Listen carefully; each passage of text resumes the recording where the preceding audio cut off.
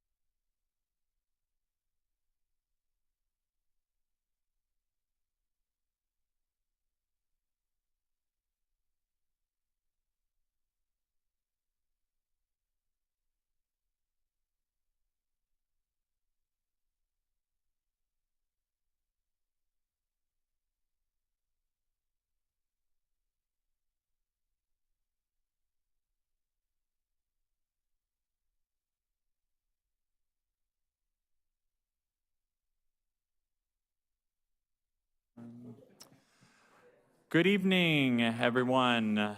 Thank you for coming out this evening.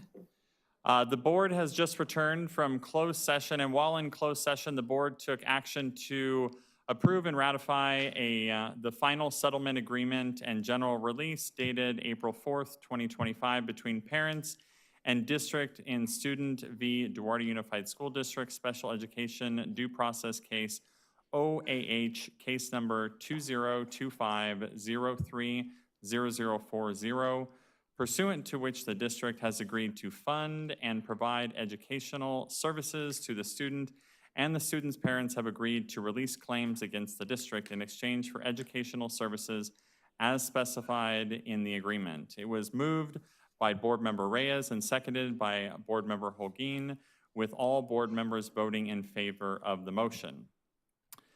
Additionally, on May 9th, 2024, the governing board of the Duarte Unified School District rendered a decision to expel case number 032324 and set May 2025 as when the student would be eligible for readmission.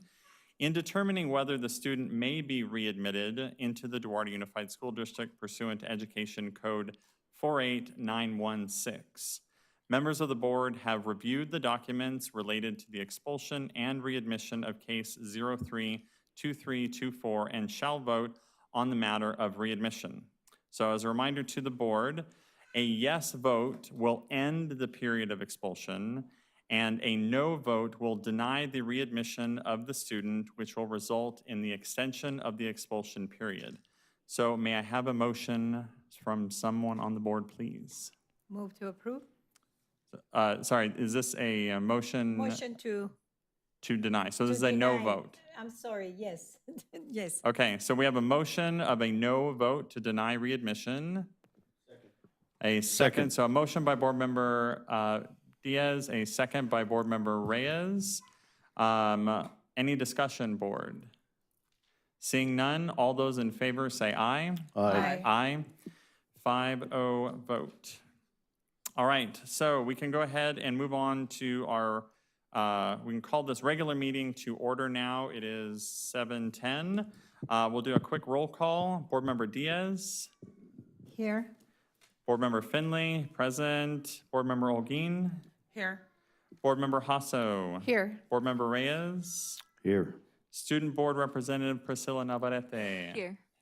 Excellent, thank you. And Dr. Hillman, is all of your team here? All present and accounted for, thank you. Excellent, thank you very much, Dr. Hillman. All right, we'll now move on to item number 5, which is a flag salute, which will be done by Dr. Laura Hasso. Good evening, please stand. Place your right hand over your heart and begin. I pledge allegiance to the flag of the United States of America and to the republic for which it stands, one nation, under God, indivisible, with liberty and justice for all.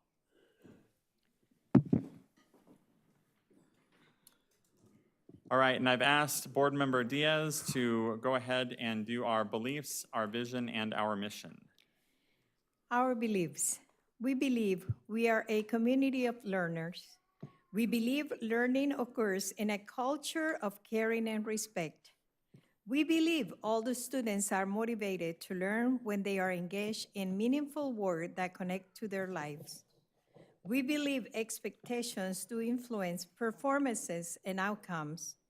We believe learning increases when there are high expectations for performance and conduct. We believe we have the responsibility to find solutions that enable all the students to learn. Our vision, 21st century schools producing 21st century students. Our mission, provide the knowledge, skills, and inspirations for each student for success in college, career, and life. All right, thank you very much, Board Member Diaz. All right, we'll now move on to item number 7, which is the adoption of the agenda. And I believe we may have an amendment to, okay, so Board, I'm looking for a motion to approve the amended agenda to reflect the change of order on the agenda to item 15.2, dyslexia screening approved instrument.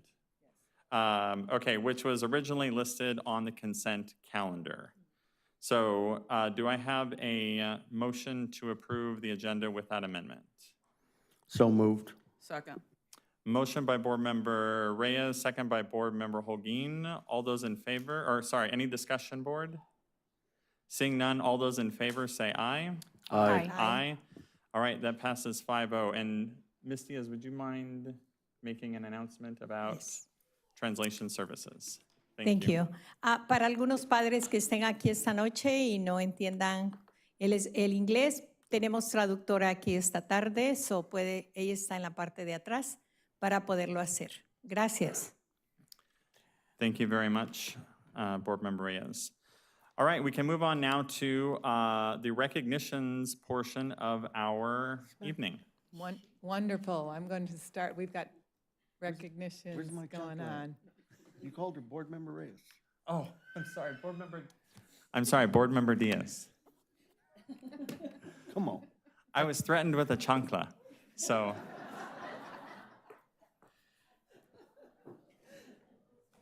So I'm going to move on. Okay.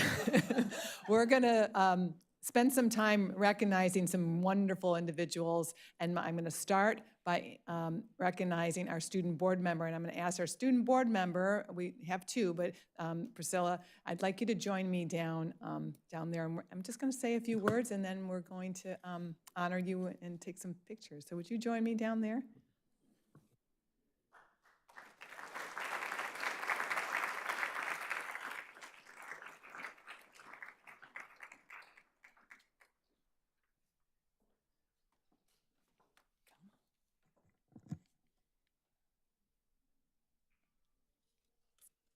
So Priscilla, I just wanted to take this moment for the whole public to hear this as well, and for the board.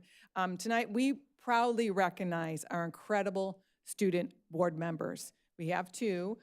Priscilla Navarrete has done a great job representing Duarte High School, and Honey Rubalcava, who is not here right now, she represents MIT. So our student board members, we want to really recognize them tonight for their incredible and for their meaningful and insightful reports that they've shared throughout the year. These updates have been filled with school pride, authentic student voice, and a strong sense of connection to your school community. Your voice has not only informed us, they have inspired us. We do listen. And more importantly, we learn from you. You serve as a powerful and visible reminder that every decision made by the board has a direct impact on the students we serve. You've helped ensure we never lose sight of that responsibility. So to Priscilla Navarrete here, we will soon graduate, very soon, and head off to UC San Marcos this fall. Congratulations on all you've accomplished. We wish you continued success and fulfillment as you step onto your exciting new chapter. And to Honey, who's not here tonight from MIT, who still has time ahead before her graduation, we look forward to witnessing all great things that she'll do and achieve during her remaining high school years.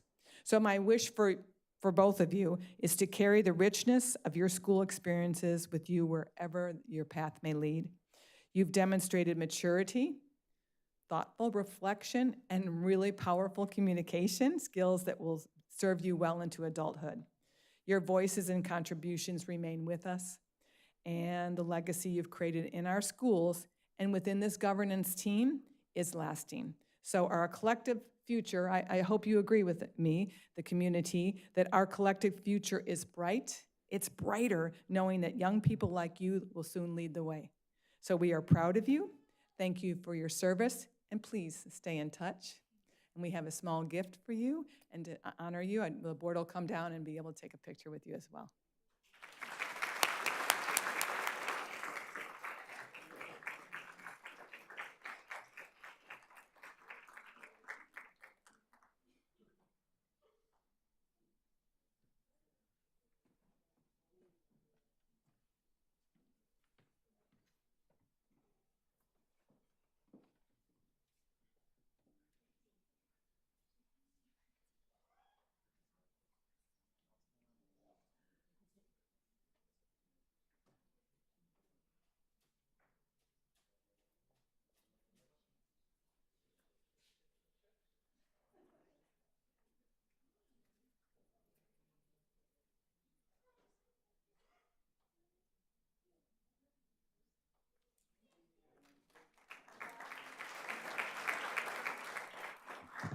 So what we'd like to do, also, I know Mom and Dad want to take some photos as well. We'll make sure you get a photo opportunity, but we also want to acknowledge the fact that Priscilla has been coming to these board meetings now for 2 years, consistently, has participated in so many different things, including the CSBA conference, and has learned so much, in addition to all the other things that she does at Duarte High School. For those of you who know her, she's an incredible student leader, but that is not without some support.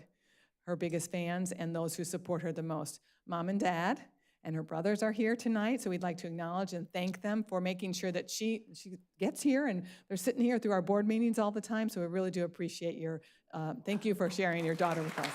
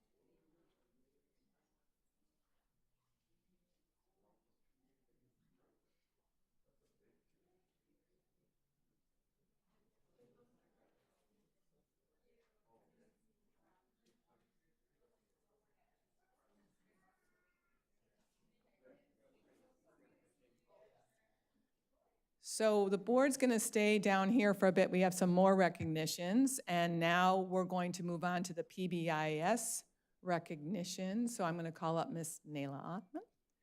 Come on up and tell us about all the great things that are going on at our schools.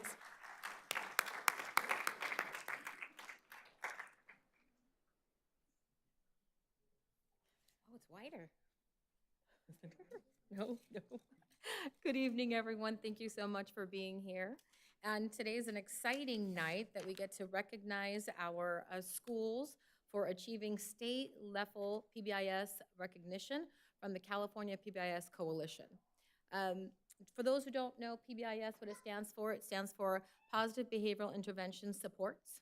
And it's a framework that helps support our schools in building a culture and a climate of safety, security, ensuring student success, and allowing the student to basically blossom in an arena where it's best conducive for a child.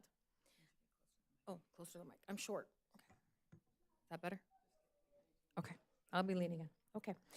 Through PBIS, school proactively teaches and reinforces positive behavior promote social emotional growth, and data is utilized to guide and drive PBIS. And so the goal is to ensure that every student feels respected, connected, and is set up for success. These awards reflect the dedication of our educators, staff, school leaders in creating campus that is positive, inclusive, and grounded in values of equity, respect, and support for all. Each of these schools have implemented positive behavioral interventions at a high level of commitment and care. The recognitions you'll hear today are due to the respect that are due to today's, today represent the strength and hard work of our staff and our students. So without further ado, I would like to recognize each of our schools, and we will start with the bronze level. This award honors their foundation of work in creating a safe, nurturing, and supportive environment for our youngest learners. And please congratulate and come up Child Development for their bronze level recognition.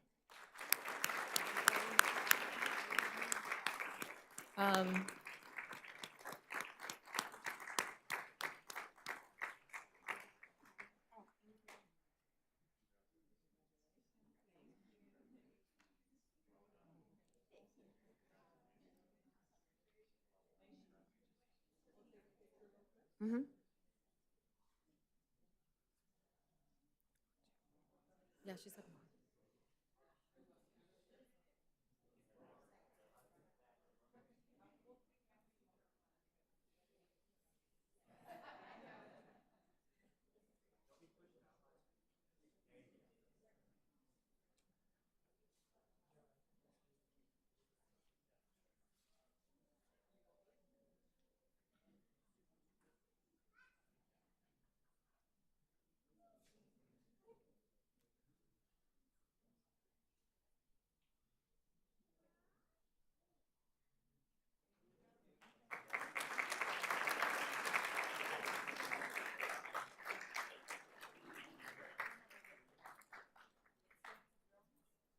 I'm gonna take the plaque.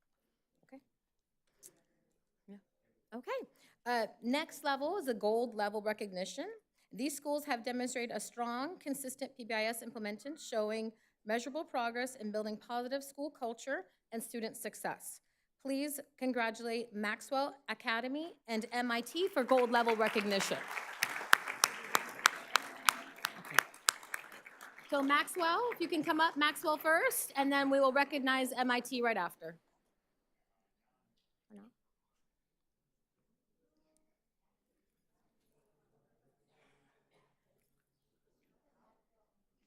not?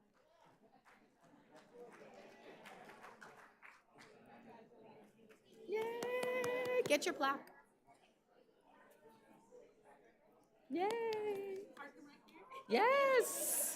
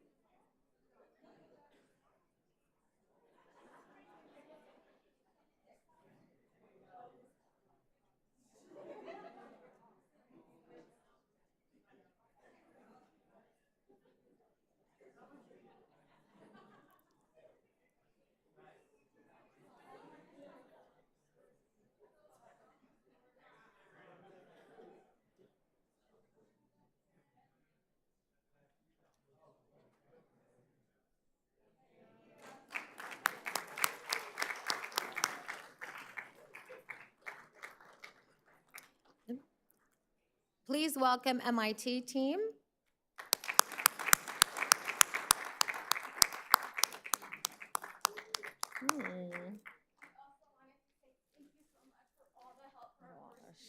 Oh, you guys are amazing. Thank you. Thank you. Thank you. Thank you. You're so sweet.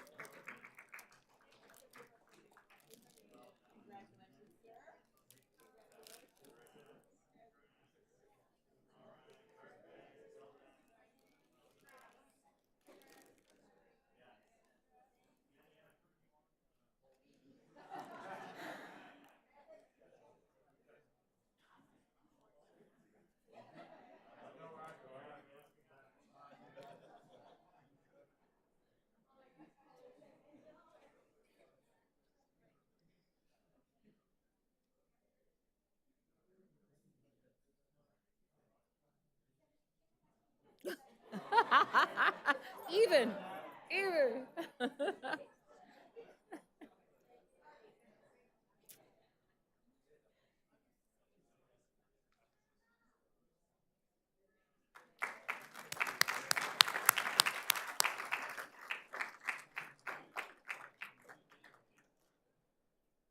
Platinum level recognition. These schools have demonstrated sustained PBIS excellence, integrated data-driven practices, maintained a strong and equitable system to support all students. Please help me congratulate platinum level recognition, Royal Oaks and Valley View, but we'll start with Royal Oaks.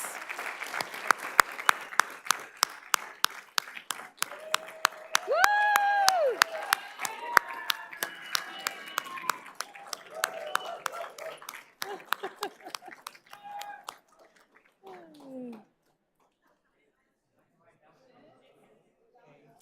Thank you. Fabulous. You're fabulous. Hi.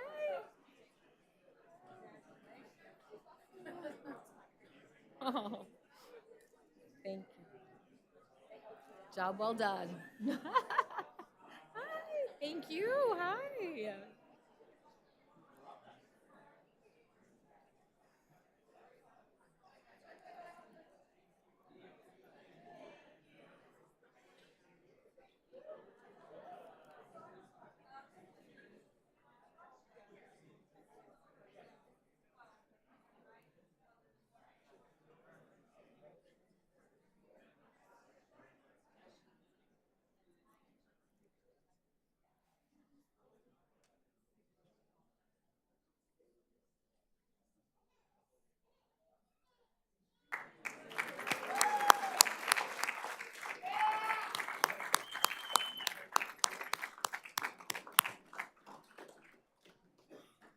And last but not least, Valley View for your platinum level recognition. Woo. Woo-hoo.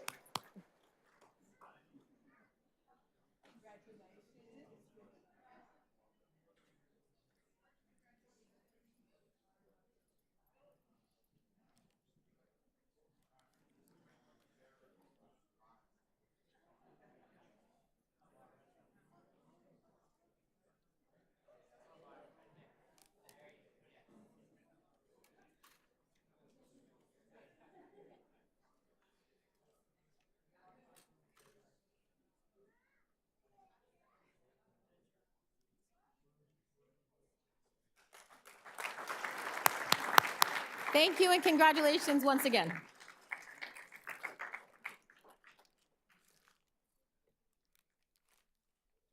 There's more. Now I'd like to invite Mr. Louis Haro, principal of Duarte High School, to let us know about some great students there.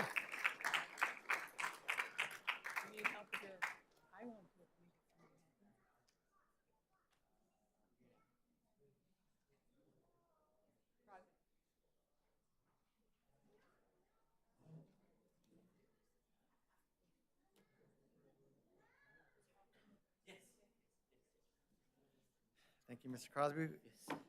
Hello, everyone. It's my pleasure and honor to be here this evening as principal of Duarte High School to celebrate our academic scholars. This is an exciting time of year, wrapping things up, and I have a lot of seniors here looking forward to graduation and moving on to their post-secondary goals. So super exciting time at Duarte High School. I'm going to first start off by celebrating and recognizing our scholar athletes. So these are athletes who played a spring sport who are top academic achievers. So what the league does, we're part of the Mountain View League. So for example, softball, what we do is we compare all the GPAs of all the softball players in the league, and the top athletes get recognized by being called a scholar athlete. And they get a badge, a patch for their jacket, and they get recognized. So these are academic scholars, athletes for spring sports. And that is softball, baseball, tennis, boys volleyball, swim, of course. Thank you, Amelie. All right, here we go. So when you hear your name, please come up. And track, of course. And the winning softball team, too. I'll mention that in a second. I can first have up Mr. Adam Lemley.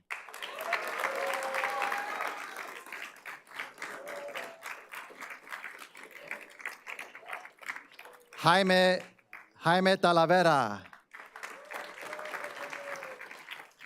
Alisa Ramos. Emily Ramirez. Kylie Pinato. Kylie, Emily, come on down. Aaron Cervantes.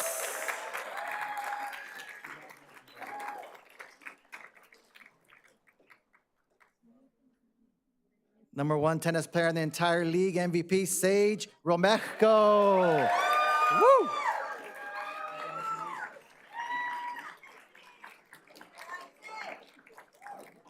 Adam Cartagena. Calvin Yu. Isabella Wu. Hannah Malone. Selena Banuelos. Christopher Jiang.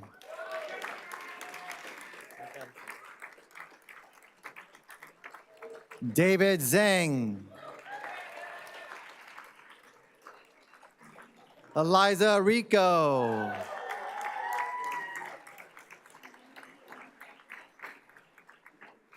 Amelie Lopez Driotes.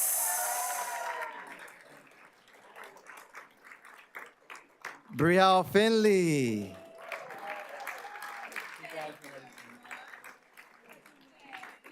Brandon Edwards.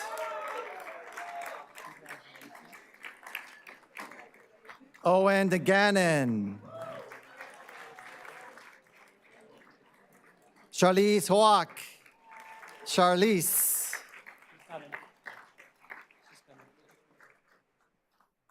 There we go.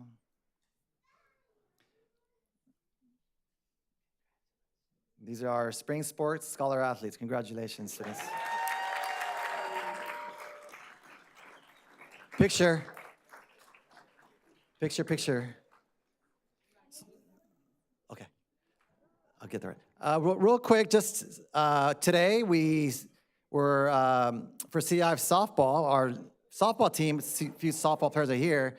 Not only are they 4-time league champions, they won today, first round of CIF, so they're going to second round of CIF tomorrow, Saturday.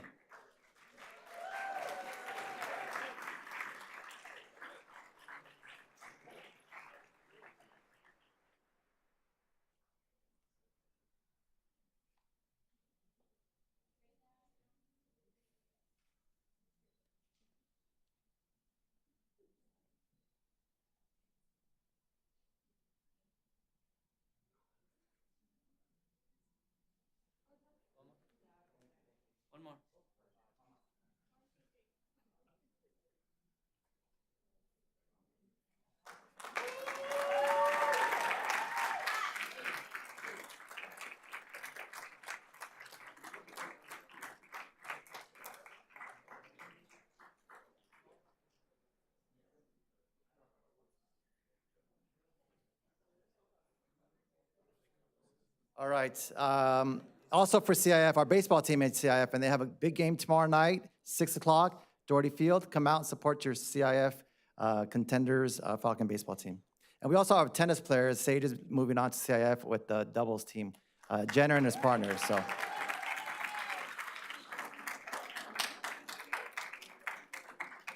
All righty, now.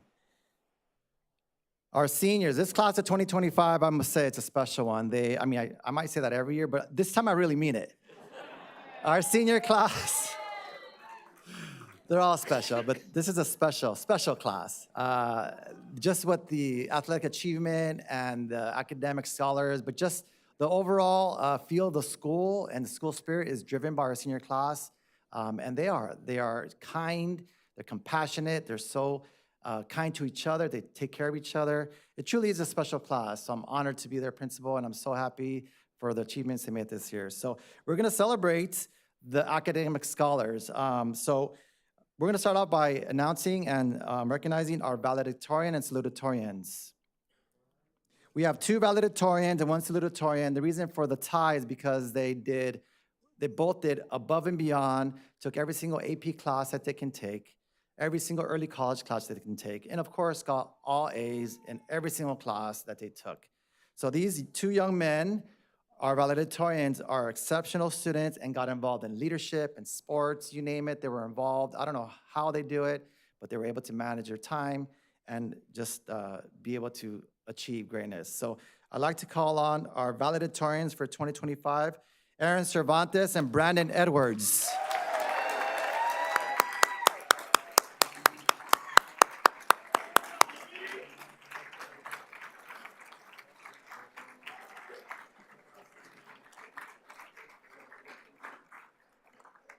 Our salutatorian, of course, got all A's as well and did just as much, but when it comes down to these top tier students, it's 1 class or 2 classes that makes a difference, just a mathematical algorithm. So this young man is our salutatorian this year for his outstanding work, Joshua Davis Valera. Yeah, we're gonna mention that. I'm sorry to steal your thunder.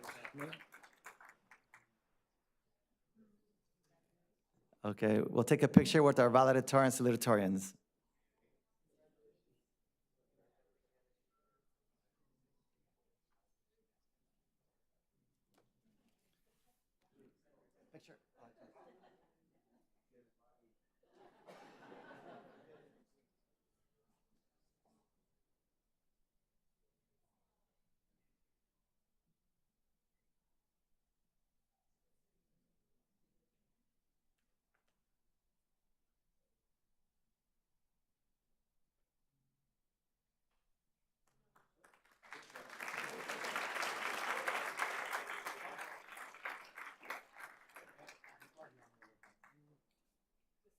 Yeah, well, they're gonna get recognized again. All right, and now, the rest of the students we're gonna call our students on the principal's honor roll and honor roll. This is unweighted, 3.5 or better, and unweighted 4.0 or better. So if you were invited, it'd be a little easier. If you were invited and you know that you're receiving this award, if you could please stand up and line up here, it'll be a lot faster and a lot quicker, and we'd appreciate it. Because there's a lot of you. Look at all these academic scholars. Come on up. Just stand off to the side, and I'll call you. Thank you. Woo!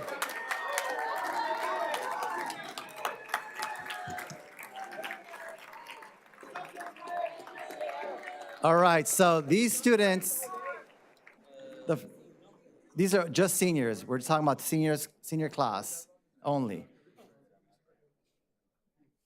So what I'm gonna have you do, I forgot to ask permission, but they let me do it last year. Sorry.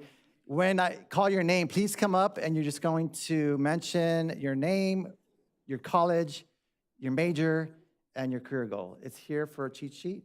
And if you're going to something else, post-secondary goals, okay? So it would be me.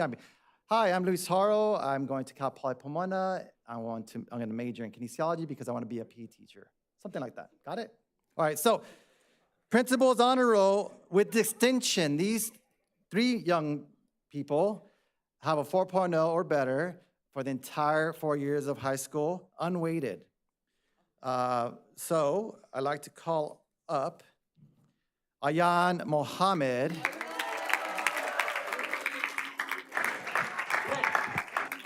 Okay, Haro. Hi, everyone. I don't really need to introduce my name, but I'm Ayan Mohammed. I'll be studying at UCLA once I graduate. I intend to major in bioengineering, and hopefully, once I graduate, I'll get a master's and I'll become a biomedical researcher. Thank you so much. No. Hold that. Ashta Dixit.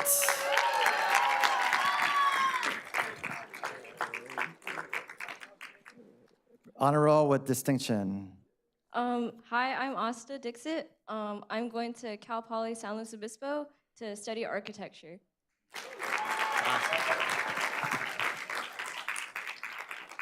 Shoot, sorry. Brandon Edwards. I'm going to be studying at Princeton University and either sociology or economics. Yay.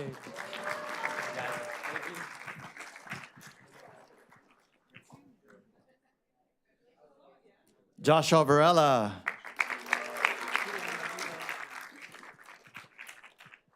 Hello, my name is Joshua Varela, and I'm going to UCSD to study computer science. Aaron Cervantes. Hello, I'm Aaron Cervantes. I'll be studying at UCLA and majoring in computer science and engineering.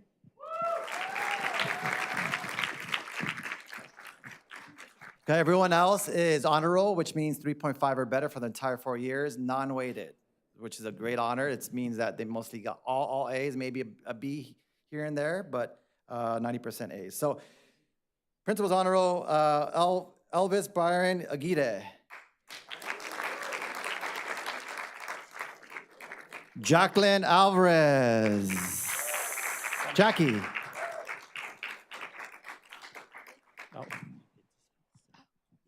Hi, my name's Jacqueline Alvarez, and I'll be studying neuroscience at UC Merced. Woo.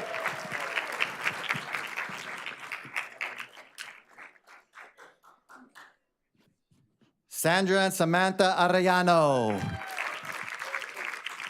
Hi, my name is Sandra Ayano. I'll be attending PCC to study psychology. Got your certificate. Hi, I'm Samantha Ayano. I'm going to be at PCC, planning on becoming a nurse to become a NICU nurse. Congratulations. Michael Carrillo.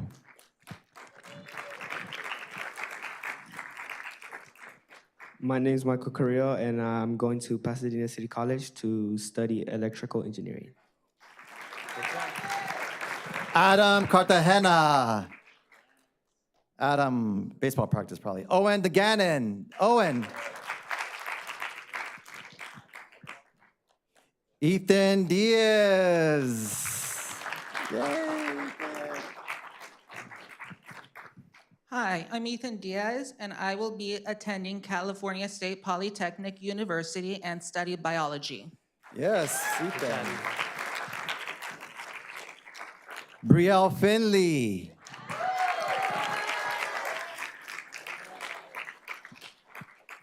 Hi, I'm Brielle Finley. I'm going to be going to Brigham Young University in Utah, and I will be majoring in English. Abigail Garabedian. No Abigail? Alyssa Garcia. Alyssa. Christopher Jiang.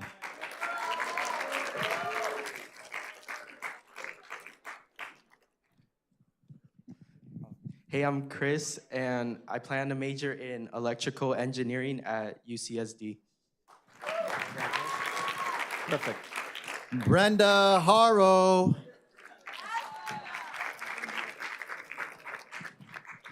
Hi, my name is Brenda Haro, and I'm going to be attending Cal Poly Pomona, and I'm going to study biology. Charlize Huoc.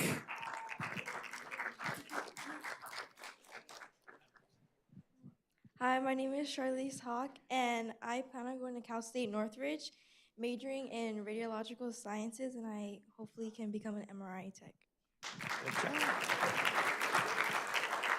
Jason Ewan. Jason. Hi. My name is Jason, and I'm going to UC San Diego to study pharmacology. Thanks, man. Adam Lemley.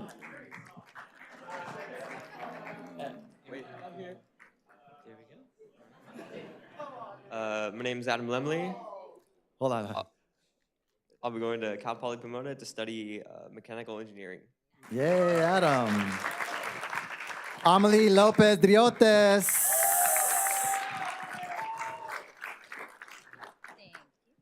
Hi, my name is my name is Almi Lopez Giotis. I'll be attending UC Berkeley in the fall, and I'm going to be majoring in business. And I hope to be a CEO of a business or not business, medical or tech company. Oh, yeah. Travis Lowe. Travis. No Travis. Hannah Malone.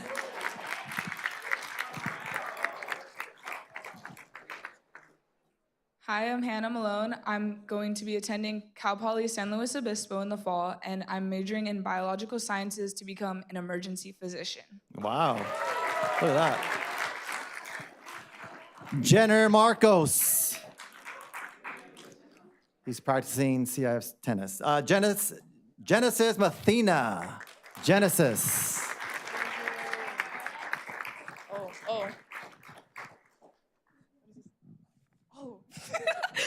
I'm Genesis, and I'm going to Mount Sac for animal science. Cool. Kyle Mendoza. Hello, my name is Kyle Mendoza, and I'll be going to Mount Sac to study nursing. Good job. Gabriela Mitchell. Gabriela Mitchell. Fabiola Montoya Polanco. Crystal Moran. Priscilla Navarrete. I'm Priscilla Navarrete, and I'm going to Cal State San Marcos to major in communications. Yay, Priscilla. Miley Nunez.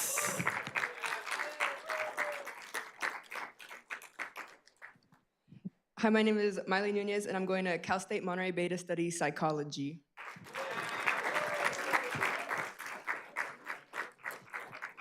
Megan Rose Patrick.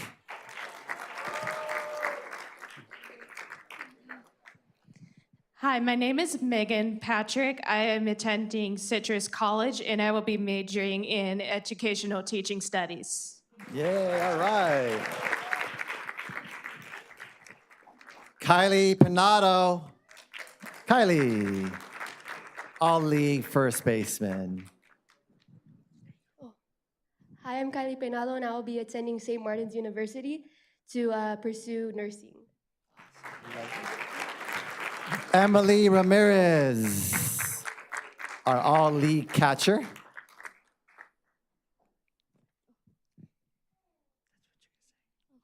Hello, my name is Emily Ramirez. I'll be attending ELAC, and I'll be studying biology. Eliza Rico.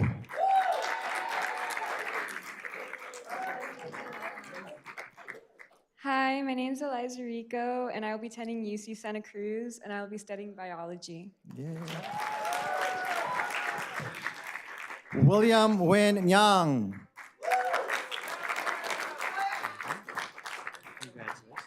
My name is William Su, and I'll be attending UC San Diego and majoring in political science. Yay. David Soto. Congratulations. Hello, my name's David Soto, and I plan to go to Citrus College for history. Great job. Calvin Yu. Calvin.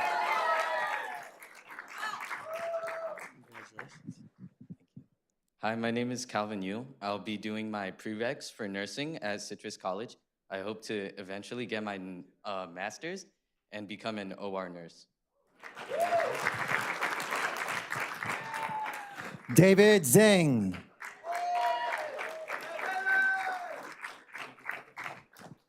Hello, my name is David Zhang, and I'll be studying pharmaceutical science at UC Irvine. Adrian Rodriguez. There you go. Hi, my name is Adrian Rodriguez. I'm going to UC Santa Cruz to study computer science and pursue a career in software engineering. Yes. Gabriel Martinez. Vanessa Ann D. Vanessa D. Congratulations. Hi, my name is Vanessa Andy. I plan to major in psychology to pursue a career in forensic psych Good job. at PCC. Peace. Sage Romerco. Hi, I'm Sage. I plan to go to Mount Sac to weld and continue playing tennis. There we go. A few more here. Valerie Rojas. Valeria Rojas. Valeria, where are you? How about Omari Smith? How are you, sir? Hi, my name is Amari Smith, and I will be attending University of California, Irvine. I plan to study environmental science and policy, and for my career goal, I just want to be remembered.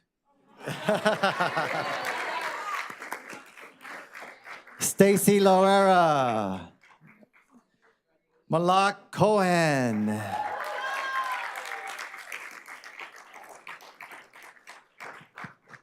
Couple more. Hi, my name is Malak El Cohen, and I'm be attending Cal State Fullerton to major in criminology. Congratulations. Brandon Der Arcos. Hi, my name is Brendan De Arcos, and I'm going to Mount Sac to study commercial flight to become an airline pilot. Melody Lopez. Melody. Hi, my name is Melody Lopez, and I will be attending Citrus College and major in psychology. And she played Chucky in the Color Guard ensemble. She was actually Chucky. It was awesome. Last and not least, Aiden Stockwell.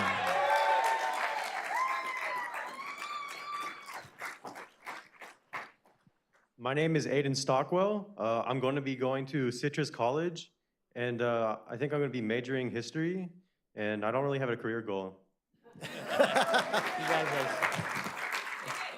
Aiden. All right, we're going to have to, Aiden, don't leave yet. Aiden, come on down. Picture time, that's everyone. Congratulations to all our class of 25 honor roll students.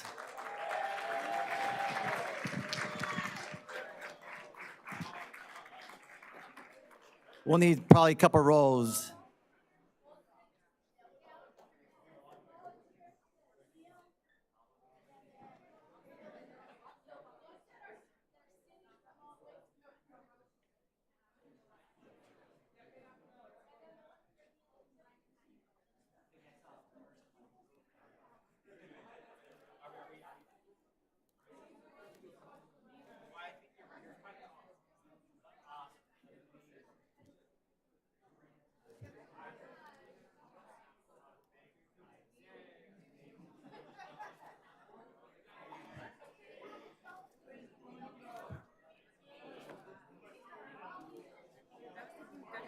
Oh, darn it.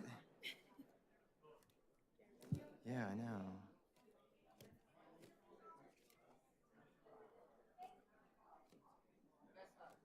There you are. Should we? She's late to the party, but Abigail Garabedian.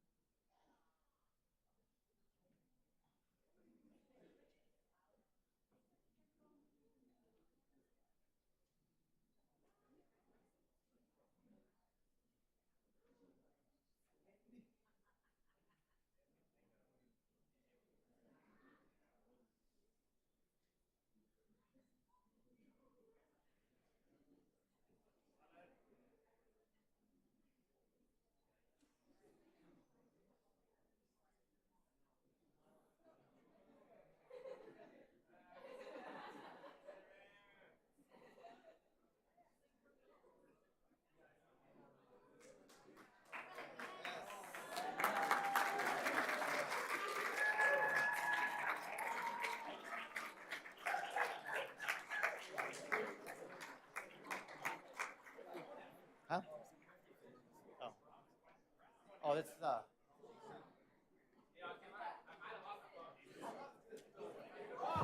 We're going to take a short recess. There are some cookies in the back, and we'll take a short recess and resume our meeting shortly after.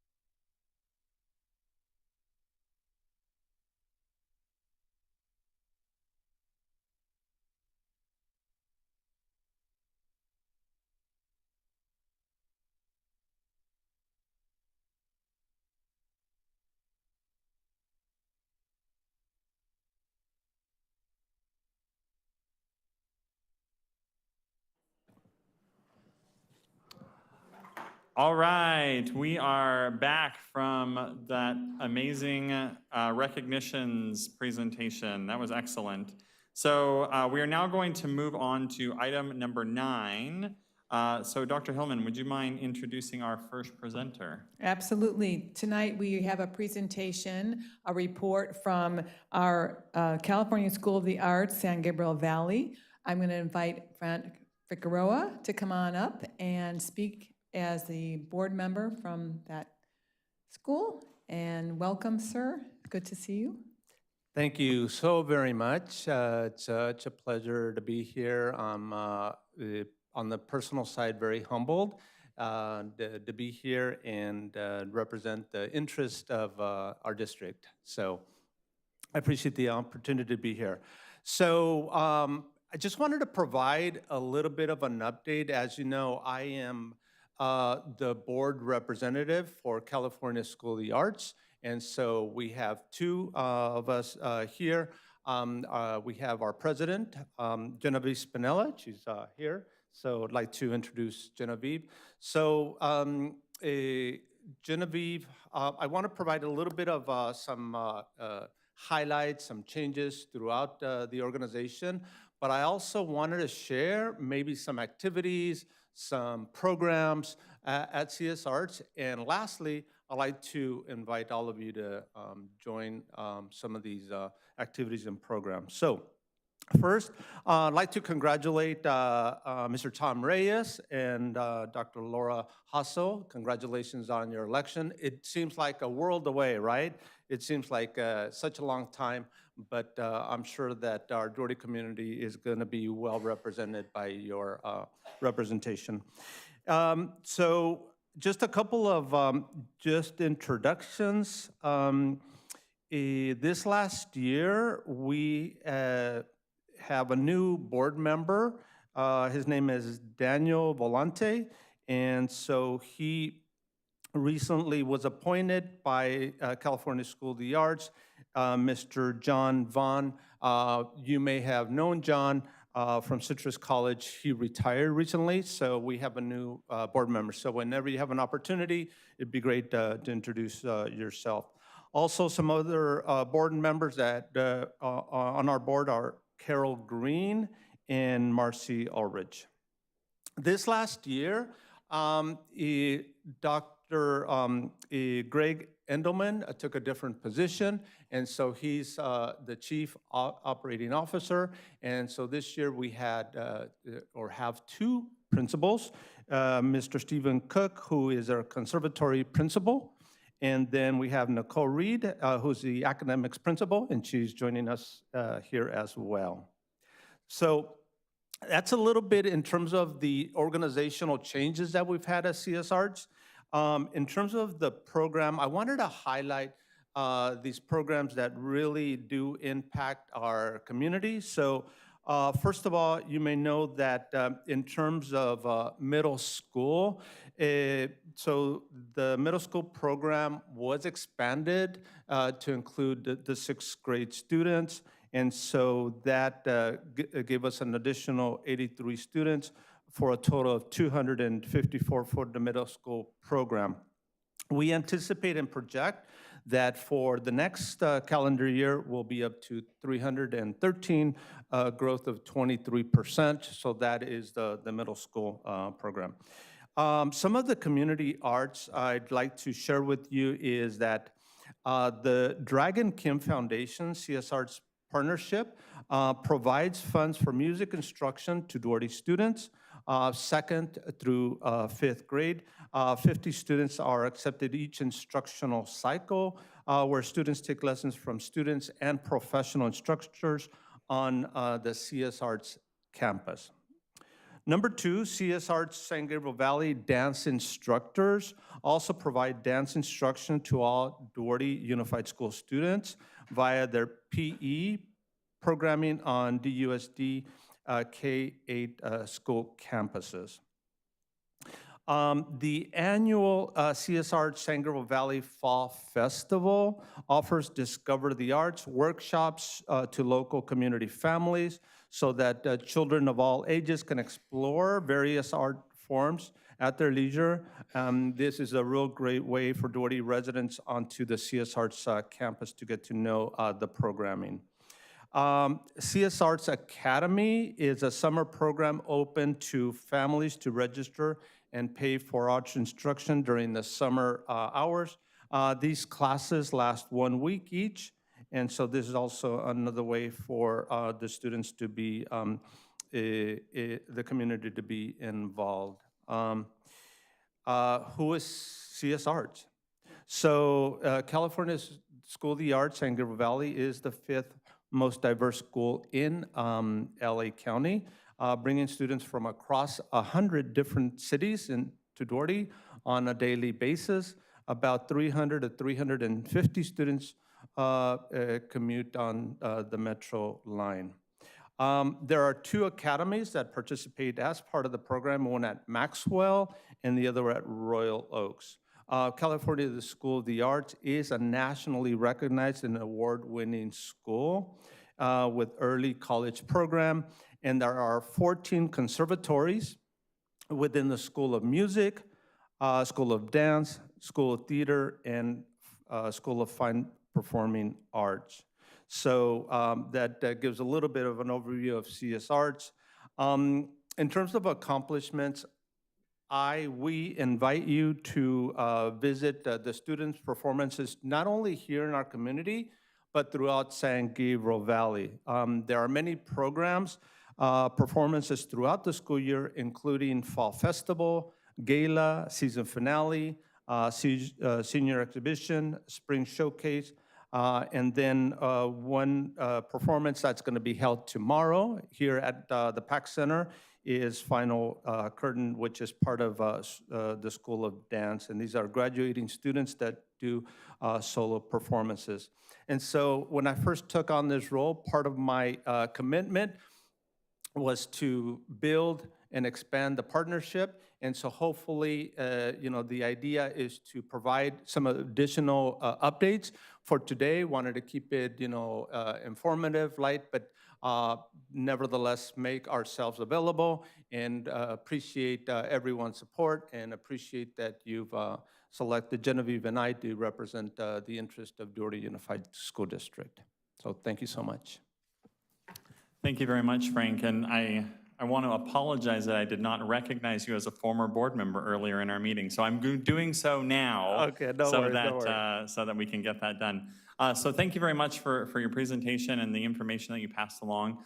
Board, do we have any questions or comments for Mr. Figueroa? Not comment, well, a comment, but I just like to say thank you, because I think that this is the first time that I hear kind of formal information for us. So thank you. Yeah. Thank you. All right. Have a good night. Good night. All right, thank you very much.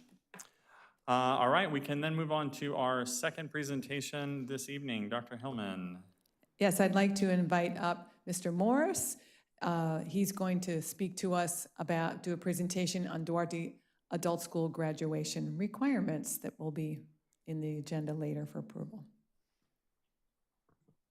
There's a new button for you and me, so I heard this thing goes up. Oh, there we go. Thanks, Marcelo. It's a lot easier. Thank you, board, for allowing me to do this presentation here this evening. I want to talk a little bit about the action item that partly what you voted on last meeting for the graduation requirements for adult ed. So this is for the adoption of the graduation requirement for 130 credits, and I'll go through that entire scenario and why it's important and how it helps with our adult students. This is with the community college partnership. So our graduation policy update would move the credits from 180 to 130. Aligns with Monrovia, Azusa, Glendora, and Claremont as well, who are part of our adult ed consortium, and supports SB 554, which is a dual enrollment initiative. Mr. Morris, could you speak into the microphone? They can't hear you. Oh, I'm sorry about that. Oh, there we go. I guess this didn't work. Thank you. Can I use this one? This one works? Hello? That's better. Yeah. So our graduation policy update is 180 to 130 for credits. And this aligns with Monrovia, Azusa, Glendora, and Claremont, which is part of our consortium, and supports SB 554, which is an initiative the state passed a few years ago for dual enrollment for adults. And it also increases the flexibility and the student retention rate for our adult students. Benefits of the credit reduction, faster pathway to graduation, dual enrollment with our community colleges, and removes barriers for adult learners, and also supports equity and economic mobility for our adults. These are what the current requirements are now, and what you'll notice is when you see the next slide is that we've removed a lot of the electives for the adults, and also there's no requirement for physical education for adults for obvious reasons. So you can go to the next slide. And this is what we're proposing. This is the state minimum for a diploma for the state of California. We've kept all of our requirements for the core classes, which is essential. And then also, we still have 20 electives. But how that works is, with SB 554, the adults can take 11 credits per semester, no charge, at the community college. And that's nice. That actually adds back up to almost the 180 to about 174 for the adults, as opposed to the previous recommendation for adult graduation requirement. So it kind of balances out, but the whole idea is to get them to matriculate from our program into the college program there, and start taking courses that are more relevant, as opposed to taking arts and some other classes that really don't help adults who have families and who have kids and have full-time jobs and are trying to move forward in their careers. And then questions. All right, thank you very much, Mr. Morris. Any questions from the board? I have a question, Mr. Morris.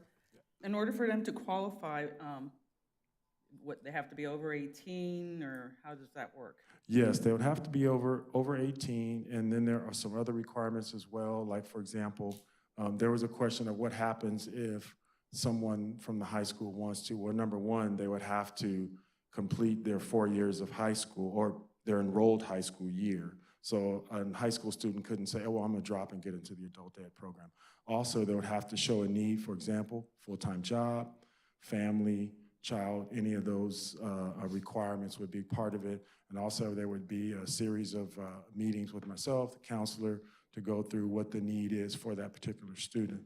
The average age of our students actually ranges from 25 to 58. So we're getting, very rarely do we get any high school students that are coming in to recover and get their high school diploma. We get a lot of older adults that are coming in, and now that people have found out about our program, we've doubled our enrollment since last year. And Thank so, you. Thank you. So, Mr. Morris, so is sort of the intention of this is to allow them to have that dual enrollment so they can complete their and get their high school diploma, but then hopefully then carry on to the community college and complete like an associate's degree? Is that sort of the intention here? Absolutely, absolutely. And as far as what's not mentioned on the slide also is the consortium that we participate in. Citrus is one of our partners. So it's actually the Citrus College Adult Ed Consortium is what it's called. It includes all the high school districts. And then all of our districts are doing the same exact thing. And this has been a push since SB 554. Excellent. All right, any other questions from the board? I'm sorry, I have one more. How many students do you currently have in that program? I think we have 27, 28. Yeah, my boss is there, so. Yeah, 27, 28, and we actually have 12 that actually graduated this year, and then we have 6 that are actually going to be walking this year. So. Excellent. Thank you. I have one question. If there's an adult who once upon a time went to high school and took some courses freshman year, sophomore year, are they able to transfer any of those in, or does this program kind of start from scratch? They get to transfer those credits in, absolutely. you. Excellent. All right. Thank you very much, Mr. Morris. We appreciate the information. All right, thank you. All right, so we'll now move on to the next item on our agenda, which is a report from our student board members. So please, Priscilla, take it away. Good evening, everyone. It has been quite an exciting night today, and I'm looking forward to speaking to you all today for the final time. It has been quite some time since we last met, and much has happened since then. As we approach these final 2 weeks of school, it is bound to get busy, so let's jump right in. The Senior Goodbye Toy Story Spring Rally was on April 17th. It was great to see our seniors, athletes, top academic performers, and prom court all get recognized. On April 19th, we had our Midnight Masquerade in Real Prom. It was such a magical night, and the prom committee did a wonderful job putting it together. Open house was on April 23rd. Thank you all of those who came out and supported us. On May 1st, there was an academic awards night for our underclassmen to get recognized for all of their accomplishments.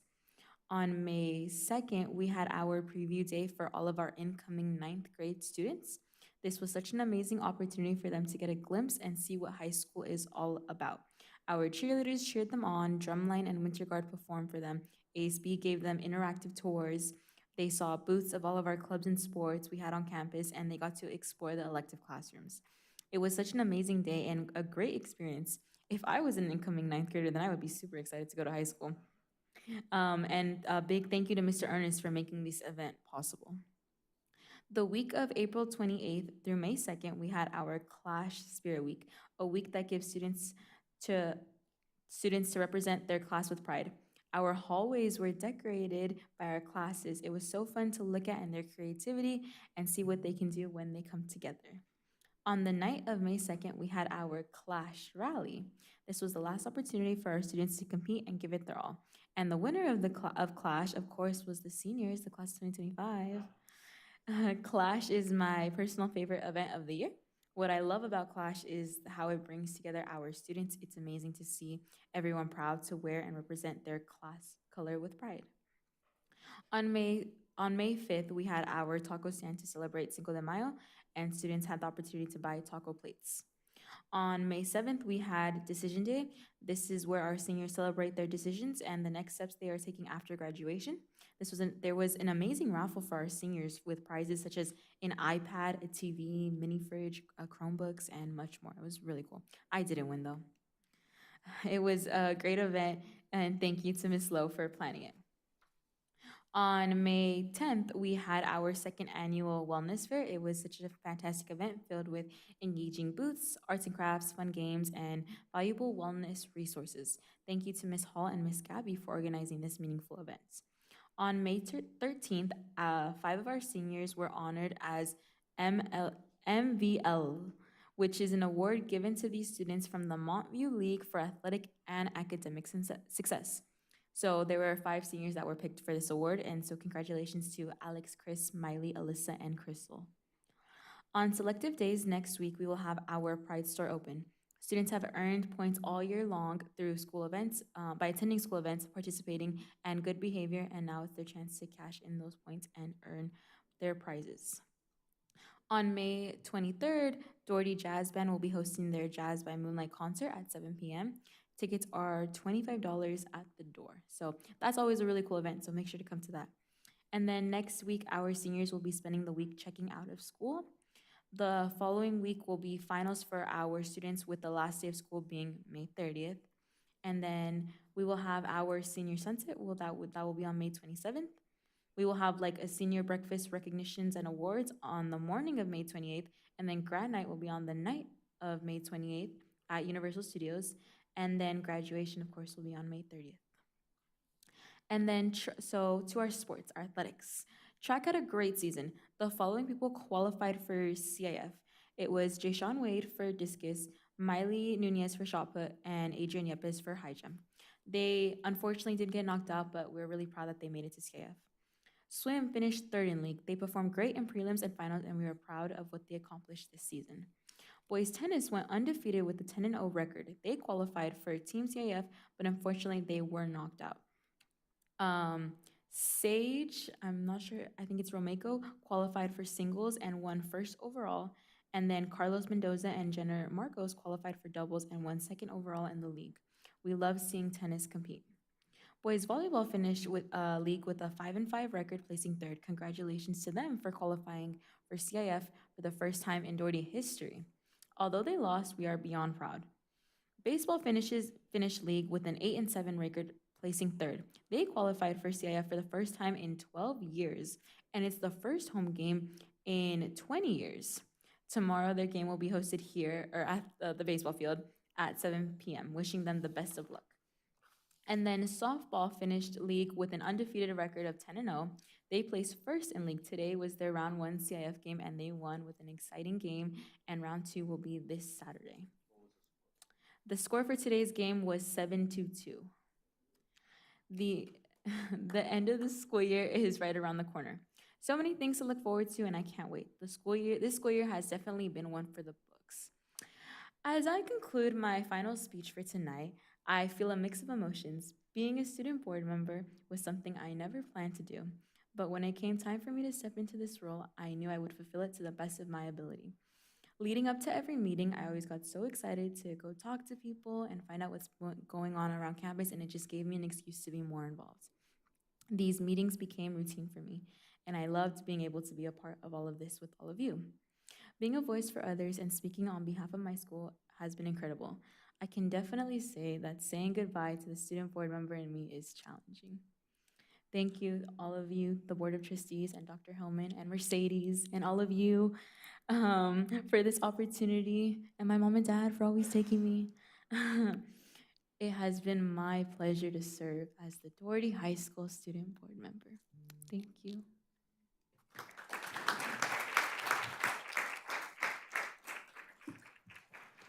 Thank you very, very much, Priscilla. That was an excellent report as always. And as hard as it is for you to say goodbye, we feel it's 5 times harder. So we really appreciate everything you've done over the last 2 years. It's really been an honor to have you up here on the dais with us. All right, I think we can move. Sorry, did any other board members want to say anything? We'll of course have time later, but if you wanted to. I'll save it till the end. Okay, all right, sounds good. Okay, so I think we can now move on then to our superintendent's report. Well, thank you. Good evening, everybody, board members and colleagues and community members.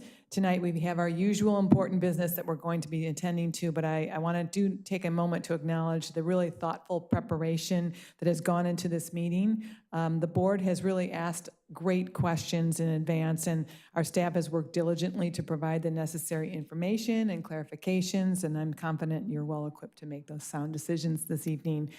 We've also earlier had the pleasure of honoring so many incredible students. I think time really well spent, and being able to bring to life all the good work that happens up here as a board member, and honoring our student board members as well. Always a good reminder of the reason why we do all this work. None of these celebrations or accomplishments have been possible without the dedication and the heart of all of our employees. As we recognize this week the Day of the Teacher, and next week Classified School Employee Week, we want to express our deep appreciation to the essential role they play in the success of our students and schools. So culminating events, I know we've talked about a bunch of them already, are well underway, from graduations and promotions and award ceremonies and CIF playoffs and more. I just want to especially highlight this Saturday we have the Student Film Festival happening at 3 p.m. at the PAC. It's a red carpet celebration of original films that are produced by our students at Beardsley, Duarte High School, and MIT.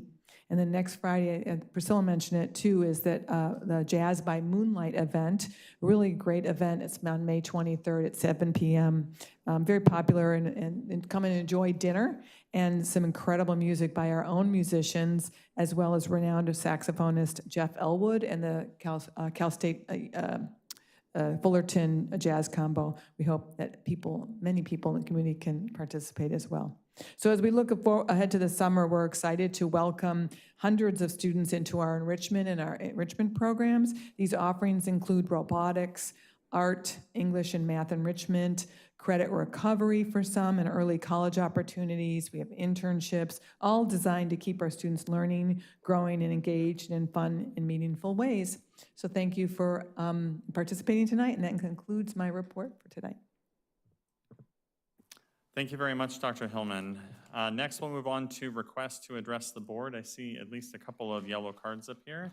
So if we can get that started, please. Absolutely. So I will invite Sherry Johnson up to the board, up to the microphone. You have 3 minutes.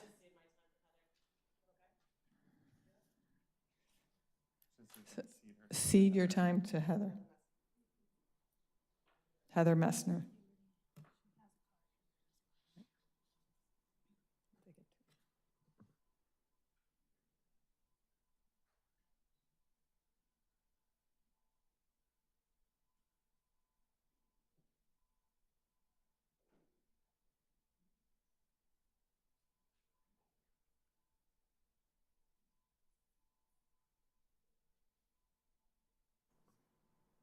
Ms. Messner, are you coming up? Sorry. I'm so sorry. So you're ceding your time to Ms. Messner? So that's 6 minutes. Very loud, like these mics are loud. Bring it down. We can't hear you though. lower it too. Thank you. Okay. Good evening, board. My name is Heather Messner, and I am a teacher at Royal Oaks and Beardsley. In fact, my students helped produce those films that you're going to see this Saturday. I'm also the Duarte Unified Education Association president, and I have some words of wisdom. Priorities. You can't put students first if you put teachers last. These words are true, and they appear on a sign held tonight by a new teacher at Royal Oaks who is also taught by many teachers in the district. She now works alongside many Royal Oaks teachers that taught her. She might be one of 5 teachers that leave in the next 2 years. Just tonight, another school psychologist resigned. Not surprising, because historically we have a difficult time holding on to our service providers with a high turnover year after year. I've said this before and I'll say it again. A district's budget is a reflection of a district's values. I'm here to tell you that right now the priorities are way off.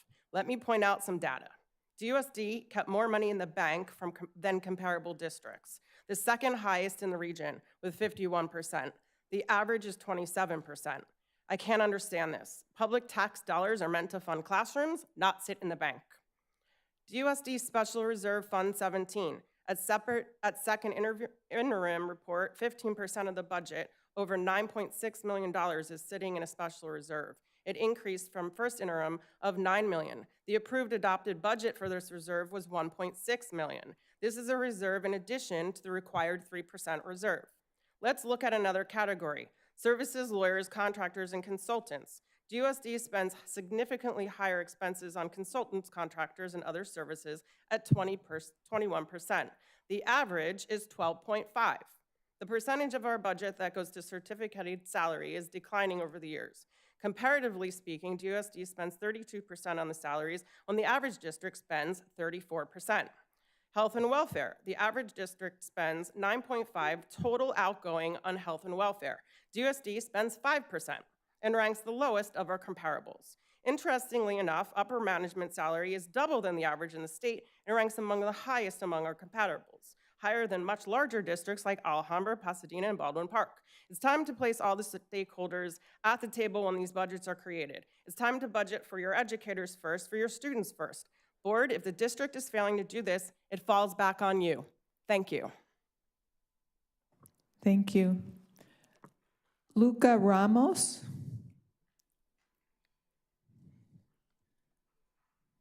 Good evening, Luca. You have 3 minutes. Thank you. My name is Luca Ramos, and I'm a current current sophomore at CS Arts here in Duarte, and the president of the CS Arts chapter of Civic Leaders of America, a student-run social and political activism nonprofit. I come before the board today to express the importance of the proposal that you may have received earlier today, titled Reproductive Resources in DUSD High Schools. An abstract of the proposal is as follows.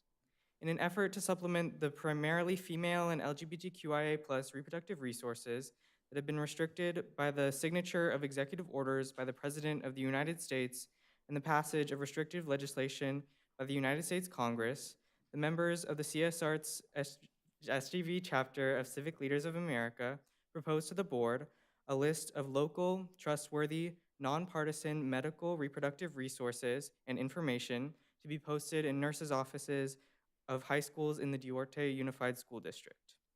According to US News, 49% of the population of DUSD students are female. According to the UCLA Williams Institute, LGBTQIA+ students make up approximately 10% of teens in California public schools. The massive cuts made to national reproductive resources, such as the deletion of reproductiverights.gov and large amounts of CDC health resources, have the potential to fuel an already rampant STD and teen pregnancy epidemic, heavily affecting the youth today. Unfortunately, the most basic health and protection of youth across our country have been shaped into issues of politics. And although the rights and freedoms of the students in this district that this board has sworn to protect are being threatened, this proposal would allow students to find trusted reproductive health resources around Duarte without judgment, putting a safeguard in place for future changes caused by the current administration. Now, I'd like to make it very clear that this proposal is not a final solution, but a way to defer the effects of detrimental changes to sexual health and education in the United States, and in turn, California. It is clear to me and many of my classmates I have spoken to that this is a necessary change to move to protect ourselves from the threat of increasing restrictions to reproductive health care resources. In a time like this, it somehow always remains unclear what the next steps forwards are. And as we enter a new era where students are forced to decide their own rights in the face of attempts to take them away, there is a path forward for the lives and safety of current and future students alike. While this proposal cannot be the answer to defunding public resources, it is a step towards protecting the students from false information, the spread of disease, and the spread of stigma around sexual health. This proposal would be a step towards making DUSD schools a safe haven from the unfortunate times in which we now live, and would allow students to have the ability to choose their own care and receive accurate information. I urge you all to heavily consider this proposal, and I thank you for your time. Thank you. Shang?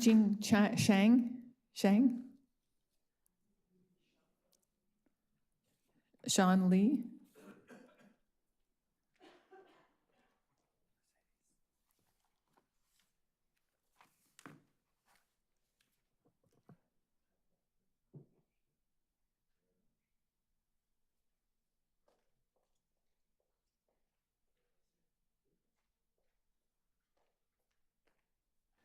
Good evening, sir. You have 3 minutes. Yeah, sure.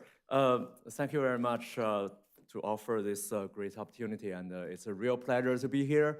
To be honest, I didn't expect this evening to be so happy, so the energy from all the students, myself is a teacher as well, so I can definitely feel they have bright future, unlimited possibilities. So happy about that.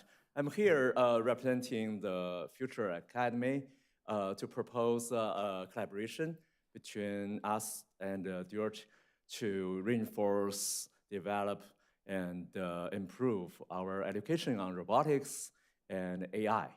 Because we all know robotics and AI are developing really fast. I did a survey with over 400 students, and over 90% of the students already had some idea or had used at least once of AI, but their lack of systematic education and knowledge about how to use that tool, how to effectively and efficiently use that tool. Not to mention robotics itself, it's getting not only on the manufacturing lines, but also more and more involved in our daily life. So given this, fast blowing development, I think many countries, including China, including Hong Kong, including Japan, Korea, they are all developing their own AI and robotics education systems. In China, they require certain hours dedicated every week for robotics and AI education. Israel developed their own education for elementary, and also Germany, you name it. Basically all the countries around the world are considering adding that. So luckily, late in April, our White House made the announcement to have an executive order for advancing the AI education for American youth. It's on the White House webpage. So we, as the expert in AI education, would like to collaborate with you to reinforce that. A little bit background about myself. I graduated from MIT, a little bit far, not here, around Boston area. About 25 years ago, from mechanical engineering with a PhD degree. And then I had over 20 years of industry experience. And then in recent 6 years, I started more and more to involve in education field. And currently I'm a teacher. I also teach private school robotics and AI. I also develop curriculums for robotics and AI. So very luckily, we are currently, having summer camps, having after schools programs to encourage students to team up, do more teamwork, do develop more critical thinking, do more robotics competition, based on different robotics and AI platforms.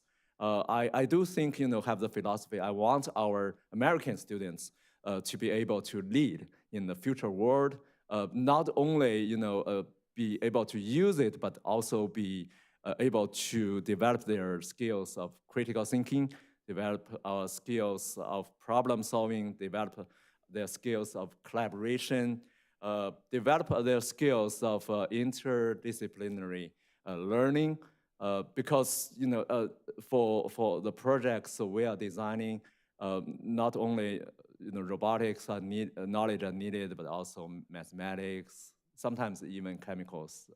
Let's say if we launch a rocket, do the rocket competition, we definitely need some knowledge about that. So later on, I think my colleague will be able to illustrate just some of the systems we develop. But we have the full spectrum from K to 12. Thank you very much. Thank you. And Mr. Zhang, I'll bring you up now. You have 3 minutes. We'll need you to speak in the mic, please. Thank you. Yeah, sure. Good evening, everyone. Very nice talking to you. Basically, we provide AI and robotics education to the younger generation. Our mission is to basically prepare the younger generation for the future. It's going to be greatly driven by technologies. Basically, our holistic solution integrates seamlessly the hardware and software, namely the robot kits and coding and also AI algorithms into K to 12 curricula. And also, basically, we customize the course and also the education tools to different age group. So for example, for the K to 5, they will be more using the block-based programming language. As they progress, they are going to use some language, the graphic language, and eventually in high school, they're going to do the script like Python or C coding.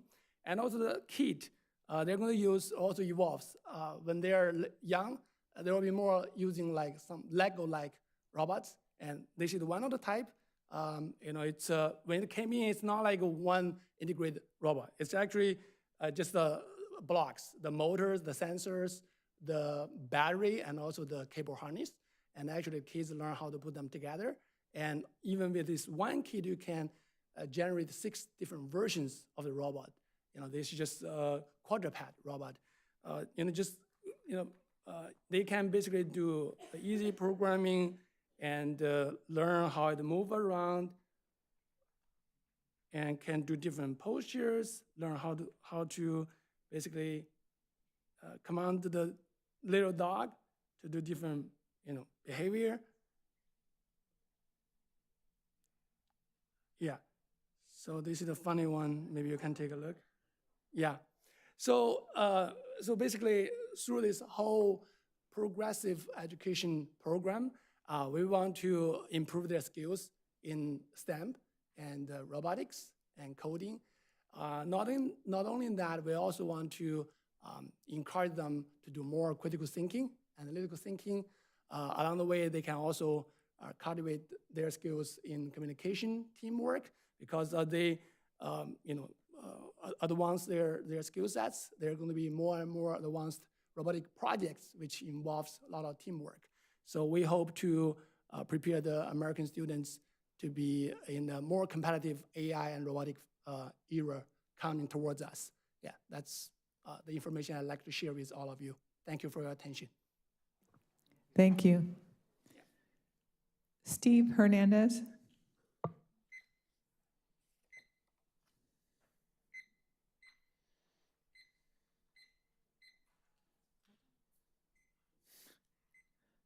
Good evening. Good evening to all of you, and it's almost over for you. I wanted to speak on primarily one of the topics that comes up every year, and it's one that I've experienced for 30 to 40 years, and that is our teachers complaining about their salaries.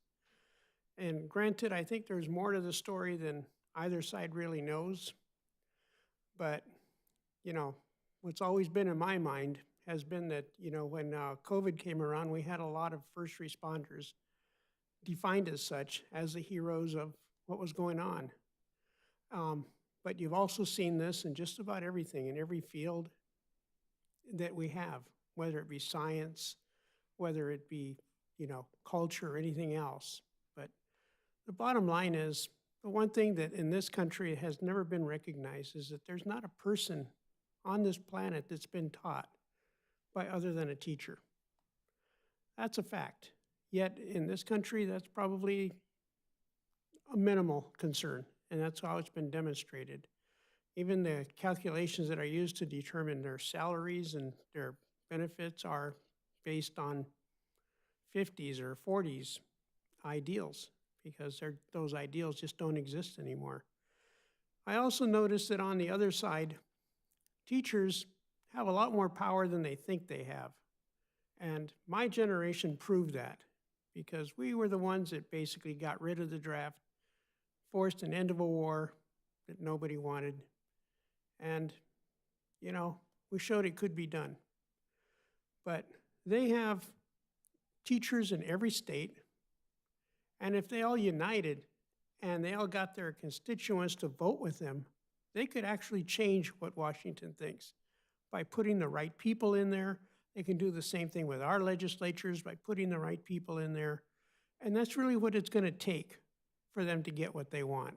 And that's a reality. On the other hand, I was shown on the way in the statistics they had that basically showed how they're the lowest and such things. But there's one thing they left out of there, and that is how many students each of those schools had versus how many we have, and how much we have versus how much those other schools have. And you can't compare. But I do feel that at some point we got to find a cure to this thing, because they are underpaid. There's no doubt about that.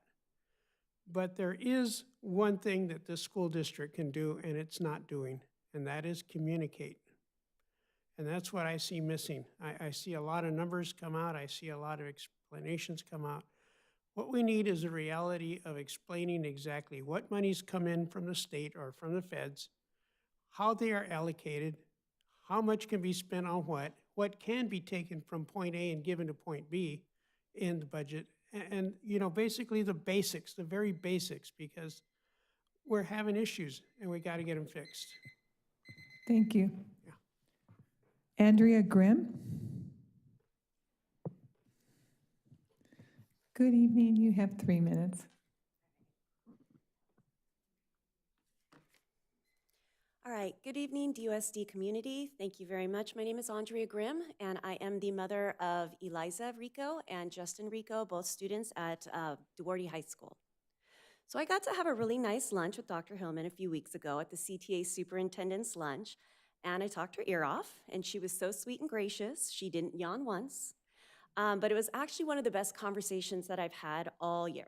And the reason is because I had the opportunity to tell her how amazing this district is. I teach in Baldwin Park at Sierra Vista High School, and I love it. I've been there for 26 years. But even at that, this school district, I love it even more. Valley View, top notch.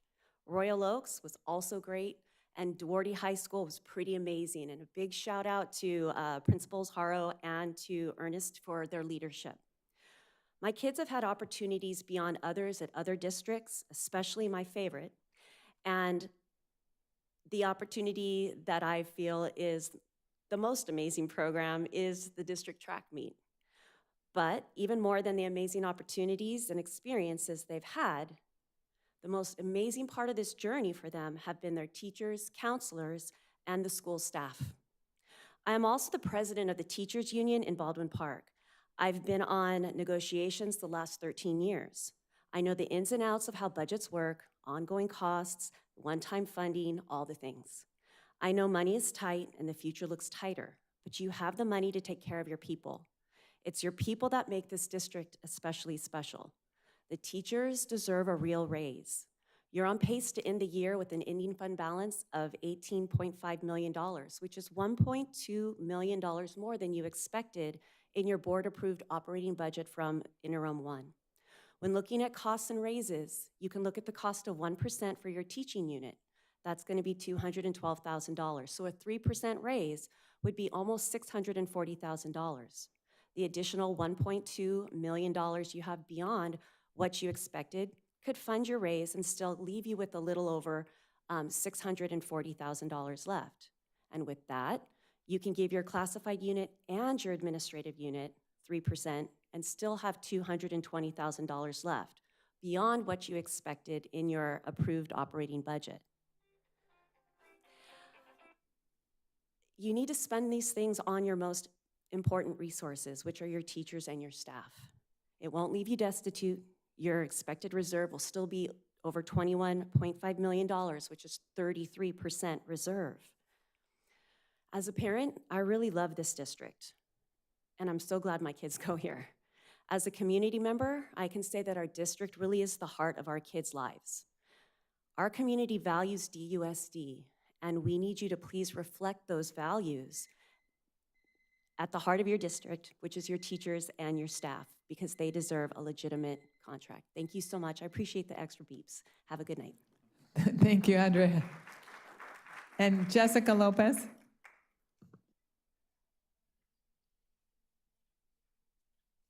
You have 3 minutes. Good evening. I'm incredibly uncomfortable addressing my neighbors, my former supervisor, my supervisors, and my colleagues all at once, but if that student can get up here, I need to draw some courage from them. I was not planning to speak, so please bear with me. I am here before you as a candidate for National Board Certification for Middle Child Generalist. I'm the first teacher in the district to pursue that. It is an honor that only 3% of the nation's teachers have acquired, so I am on track for that. I have also recruited several of my colleagues to pursue that, and that is in partnership with Stanford University. I'm part of their support program, and that is funded through CTA, which is paid for by our teacher dues. Currently, I am a 4th grade teacher at Royal Oaks. I serve 27 children there and their families, including 5 special ed students and 5 English language learners. As of today, my students have read 505 books through Accelerated Reader. That is not including the books that are not tracked in Accelerated Reader, have read over 1,807,746 words. In addition to this being my first year at Royal Oaks, I also served as the track coach for Royal Oaks. Prior to that, I served at Duarte High School for 2 years. As a senior class advisor, I advised 190 students and developed the College Bound program that you've seen all over social media and those t-shirts. I acquired the funding for that and the distribution for that. I served as the swim advisor, where we taught some students who had never had to swim. We also have some of our former swimmers who are serving in the Marines, serving our country. Along with Mr. Mayor, I started the finance club and we were the advisor. You saw some of our students here who are going on to UCSD and other universities. And I was the DUEA high school director, in which we awarded 5 scholarships, a total of $2,000 to our graduates last year. So this is my 4th year in the district. For the first 3, I served as a TK through 8th grade independent study program teacher. I'm also a Kiwanis member where I have collaborated with the CS Arts staff members, including Assistant Principal Matoyer and our Melissa, our other charter school partnership as well. During my time at the high school, I was a district track coordinator. I served on the Science Adoption Committee, helping to acquire the Discovery Science. And I was originally hired as an independent study teacher. I have worked on the Beardsley campus, Duarte High School campus, and the Royal Oaks campus. I have taught summer school, 4th grade through 8th grade art, and 4th and 5th grade ELA. Again, I've only been here 4 years. Prior to working here, I also served on the reopening committee during COVID, school site council, and PTO member. Those are my professional accolades, and really I'm up here because my colleagues have a much longer list of contributions that they've made over these years. They're too humble to get up here and highlight them. It's much longer, and I am standing on their shoulders. And I want to say thank you because my daughter was accepted to UC Berkeley, and that is because of these amazing individuals. So thank you. Thank you, Jessica. Mr. President, that concludes our public comment. All right, thank you very much. All right, we will now move on to general functions. First and foremost, we will do the approval of the minutes from the special meeting of March 31st, 2025. Do I have a motion to approve those minutes? So moved. Second. Motion by Board Member Reyes, second by Board Member Holguin. Is there any discussion? Seeing none. Ooh. I wasn't at that meeting, so I'll abstain from the vote. Thank you very much, Dr. Hasso. All right, I guess we can take our vote. So all those in favor of the approval, say aye. Aye. Aye. Aye. And so that will be 4 in favor and 1 abstain. Next, we have the approval of the minutes of the regular meeting of April 17th, 2025. Do I have a motion to approve? So moved. Second. Motion by Mr. Reyes, second by Board Member Diaz. Any discussion? Seeing none, all those in favor say aye. Aye. Aye. That passes 5-0. Next, we'll move on to the approval of the consent calendar. Does anyone want to remove any item of the consent calendar for separate discussion or action? Yes, I'd like to remove 19. 19. Any others, Mr. Reyes?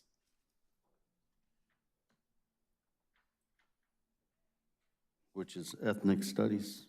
Okay. Is that all, Mr. Reyes? Yes. Okay, thank you. Any other items to remove, board?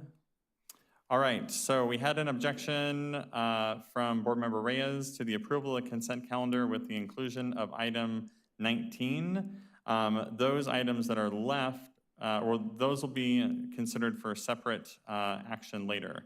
So is there a motion to approve the consent calendar with the exception of item number 19? So moved. Second. Motion by Mr. Reyes, second by Ms. Holguin.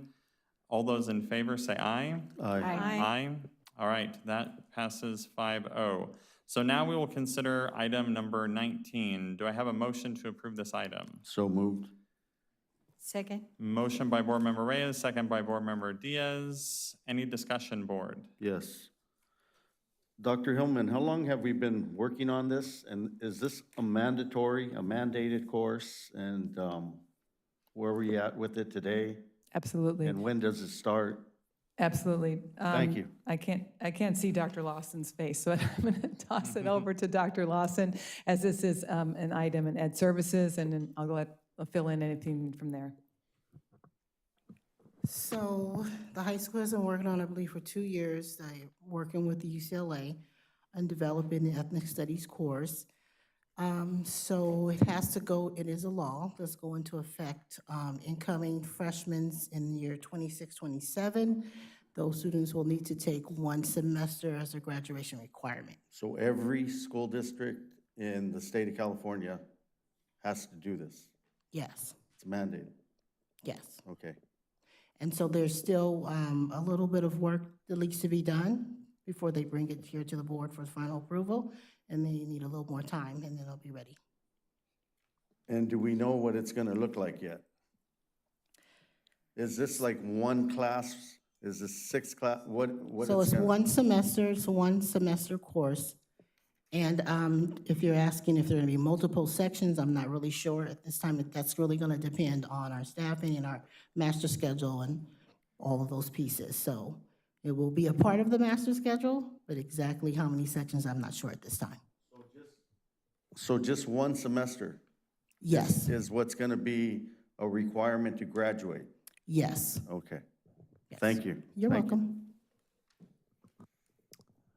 All right, any more discussion, board? If not, we'll go ahead and vote on this item. All those in favor say aye. Aye. Aye. All right, that passes 5-0.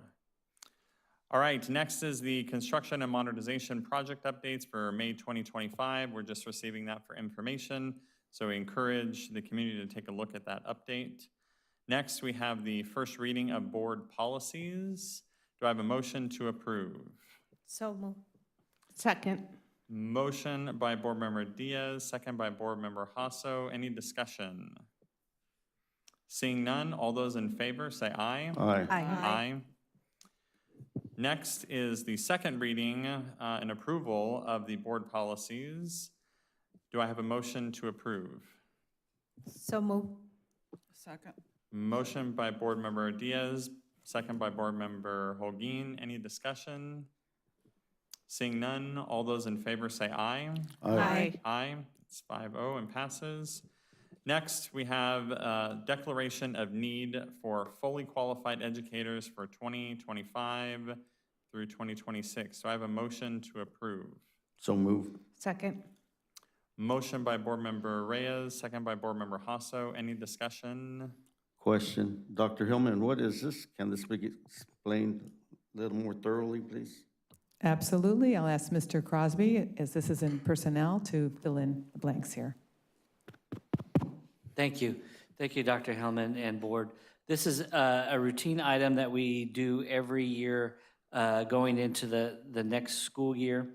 There are times that we have to hire when we do not have sufficient applicants for positions that are hard to hire positions, and that we would have to hire someone that is on an emergency permit or that they are an intern status, and that this declaration of need allows us. We cannot hire still anyone that is not fully credentialed unless we don't have any viable candidate that is fully credentialed. So we have to always hire first a fully credentialed teacher, but there are times when we've had to hire someone that is not fully credentialed. They're on intern status or they're on an emergency permit. And going into next year, if we did not do this resolution today, then we would not be able to do that next year. Thank you. All right, thank you very much, Mr. Crosby. Any other discussion, board? All right, seeing none, all those in favor say aye. Aye. Aye. Aye.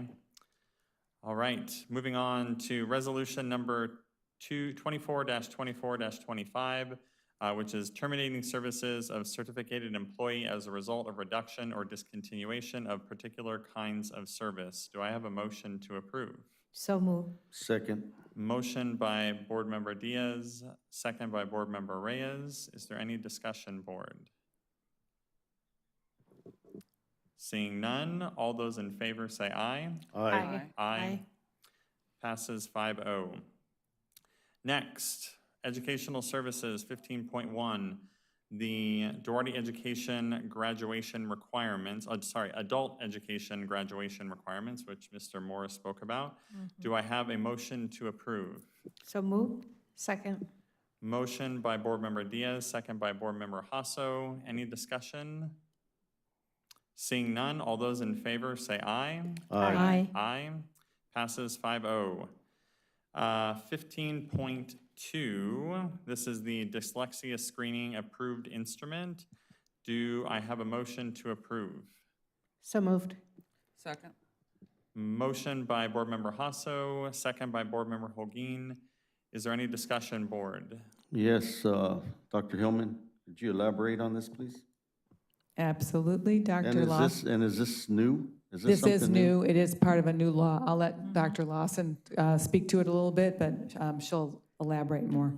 Yes, so it is a law. We do have to adopt a screener by June of '25 to go into effect in the fall. We will be screening K through second grade students. All K through second grade students will be screened to look for challenges or difficulties in reading. So it says dyslexia screener, but we cannot formally diagnose dyslexia. So we look for factors that determine if a student is at high risk for reading difficulties. So K through 2. It does require parent consent. We will notify information. Parents will receive a copy of the report of what the assessment says, and the information will be used to diagnose reading difficulties and then provide additional supports for students so we can address those issues early on. And so who are these people that are doing the screening? So we are adopting Amira. It is a screening tool. It is an online tool. And so the teachers it will take place in the classroom, and so the teachers will be a part of that screening, and they will use Amira's online.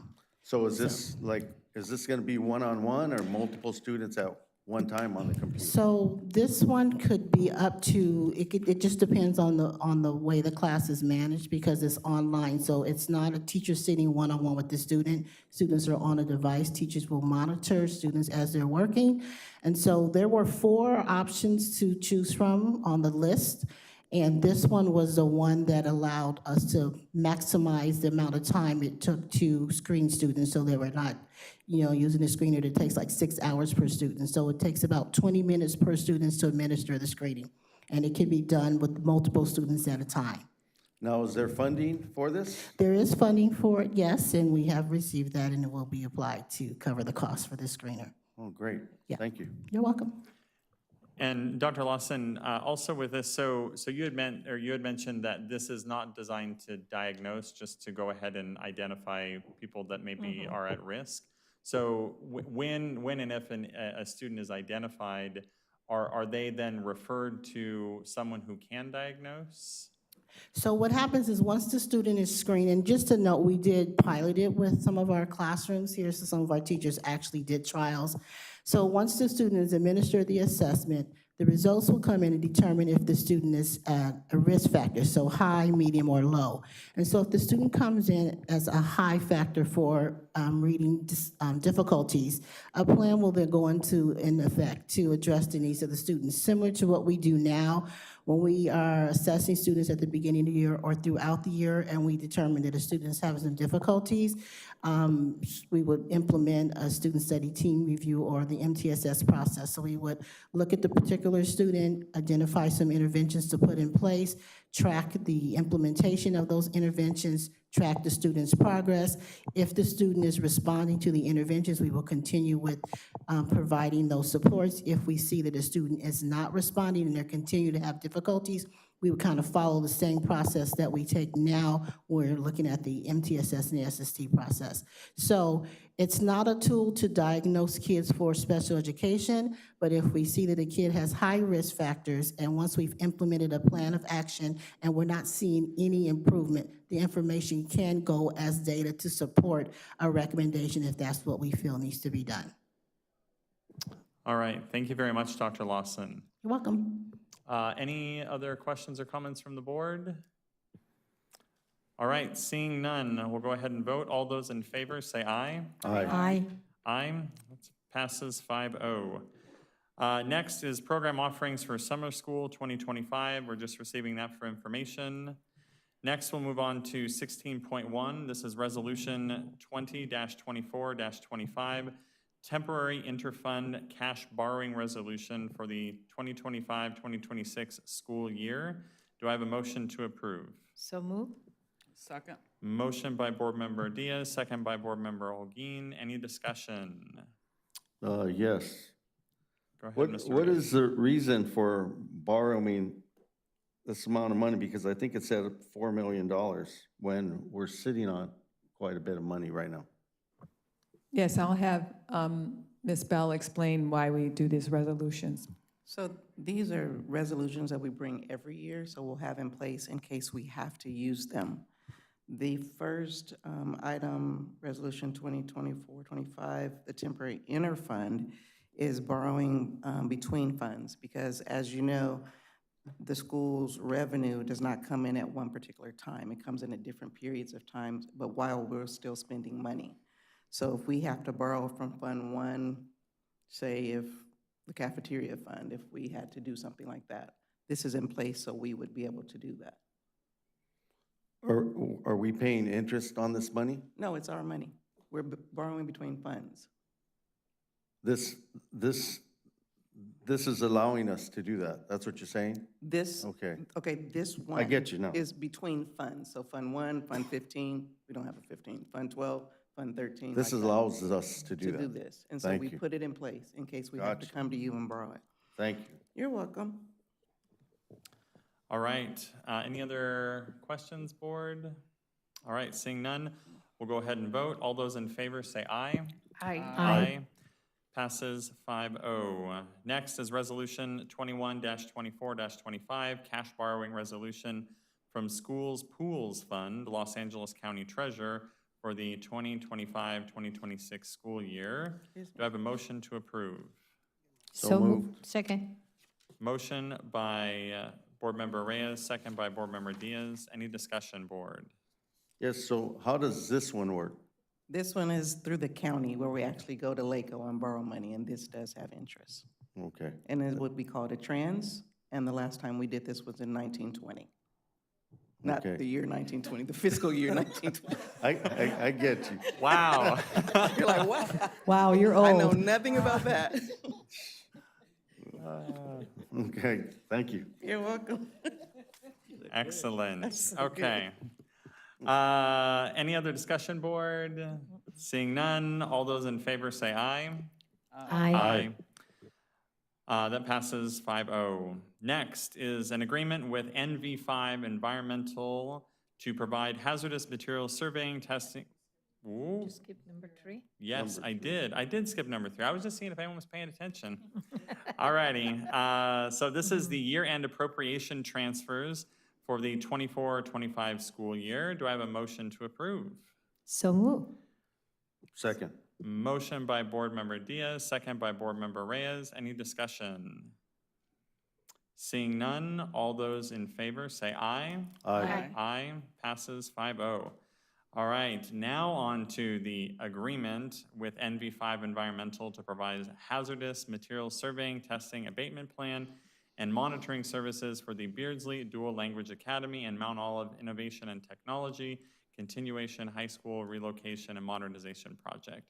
I really appreciate you guys not waiting till I finish reading that to call me back to the previous item, so thank you. So do I have a motion to approve? So move. Second. Motion by Board Member Diaz, second by Board Member Hasso. Any discussion, board? Yes. Go ahead, Mr. Reyes. Yes, I want to know why we have Mount Olive in here when Dr. Hillman had mentioned to us that now it's going to be over budget. So we have to look at other options because I think it said something like 18 million. And I think originally it was supposed to only be 10 million for Mount Olive. Correct me if I'm wrong. So I don't understand why we're approving this part and not just keeping it Beardsley. And then also in here, it talks about working on the high school, the start date, okay, in the attachment. And it doesn't reflect that we're working on the high school. So something needs to be clarified here. Okay. Please. Thank you. I will ask Ms. Bell to clarify. Okay, so I'm going to break this down in pieces. Mr. President, I'm not sure if I can speak on the other contracts within this, the 16.4, 5, and 6, because they all kind of tie in together. Yeah, I Can think it's address okay. I that? mean, they're linked to one another, Okay. and it might help clarify the future ones. So I think it's Okay. fine to go ahead and keep those kind of spoken about together. Okay, so that's the way I'll do it. So keep in mind that these items were bid under one RFP. The RFP included Beardsley, MIT, and the high school baseball fields, not the high school as a structure, because we have to put the baseball fields back. So the project was taken under this particular project. So it's Beardsley, MIT, and the high school baseball fields. So the project was bid as all three. It was called the relocation project. So no matter what we do with MIT, we still have to do certain things. There's still certain tests you have to make, no matter where we put them, because we don't know where we put them. So the project itself is all three. The budget was set for $25 million. The $10 million that you're referring to is the last draw of the bond, Measure S, that we spoke about, and that should be paying June 2nd. We just closed, and with the A1 rating. But you're saying 25 million for all of it? Yes, sir. Okay. Okay, so I'm trying to explain to you the 18 million that you stated. So 10 million was taken out of Measure S for this June bid that we just did. And if you remember, we came in December, I believe, and we had just done a bond draw for $18 million off the $79 million bond that is Measure S. So the 8 million was taken from E and closed E out. So we needed another 10. So that was what we had, the 18 million, and whatever left we have from the project that we've already started, the sports complex, is what we would use for the difference to equal $25 million. You understand? No. Okay. Measure E, we took the last draw for $8 million. Then and that was in December. We just closed, we sold the bonds, I think today. And that was gonna bring us another $10 million. So 8 and 10 is 18. The project cost is about $25 million. So we knew that. So we took the end of E and took 8 from that and took some of S and took 10 from that, so that's 18. But we still have money in S from the other draws that we have already taken to build the sports complex. So we were looking at about 7 million in a reserve from that. So 18 plus 7 is 25. Okay, but you're not answering me about Mount Olive. Why is it still in here when we're not That's going what to do the project? Okay, so That's the project name, the RFP that went out and that the board approved was for Beardsley, MIT, and DHS. That's the project. okay. So it's not the location, it's the project. So MIT is a part of the project. They have to move somewhere. We're not sure where they're moving to as of yet. Again, why do they have to move? Okay, Okay. that's not part No, of but it should be because there's a community neighborhood around Andres Duarte that doesn't want any of that happening there. Okay, well, that's So a different question of That's the why, item. but that's why I'm asking, why is it in here? The board item is the project, the relocation project with the 3 name sites. That's your question. That's the answer to that. Everything else is extra. Okay. That's a All different right. thing. Thank you. You're welcome. And so if we're talking about what NV5 is, that's the environmental testing for any hazardous materials. Nino and Moore do all the testing, and so what we wanted to make sure is that we always just kind of say soil testing, but it's also structural testing, concrete, the welding, the steel, and things like that. So that's part of it. And then TYR is the inspector of record for the project of the relocation, Beardsley, MIT, and the baseball fields. And if I may, with all of these, we are only using them as needed, right? So given what the scope of the project is, if it changes, then we would only use as much as we needed. When they bill, they say Beardsley dirt, MIT dirt, whatever it is we're using. So just because MIT's name is in like I said, it's not the location, it's the project. So whatever they use and whatever they invoice, the invoice will say what the job was in this project. All right, thank you very much, Ms. Bell. Any other questions or comments from specifically about this agreement with NV5? All right, so we have a motion and a second. We'll go ahead and vote. All those in favor say aye. Aye. Aye. Aye. Any opposed? Yes. All right, this passes 4-1. Next, we have our agreement with Nino and Moore to provide specialty inspection and materials testing services and geotechnical observation services during construction for Beardsley Dual Language Academy and Mount Olive Innovation and Technology Continuation High School Relocation and Modernization Project. Do I have a motion to approve? So move. Second. Motion by Board Member Diaz, second by Board Member Holguin. Is there any discussion? Seeing none, we'll go ahead and vote. All those in favor say aye. Aye. Aye. Aye. Any opposed? Yes. Just to be clear, Mr. Reyes, that's you Yes, do I oppose. Okay, thank you. So that passes 4-1. Next, agreement with TYR Inspection Services to provide inspector of record services during construction for the Beardsley Dual Language Academy and Mount Olive Innovation and Technology Continuation High School Relocation and Modernization Project. Do I have a motion to approve? So move. Second. Motion by Board Member Holguin, second by Board Member Hasso. Any discussion? Seeing none, all those in favor say aye. Aye. Aye. Any opposed? I oppose. Thank you. Motion carries 4-1. Next, we have amendment number 6 of the agreement with Nino and Moore to provide geotechnical materials testing and special inspections for the Duarte High School New Sports Complex project. Is there a motion to approve? So move. Second.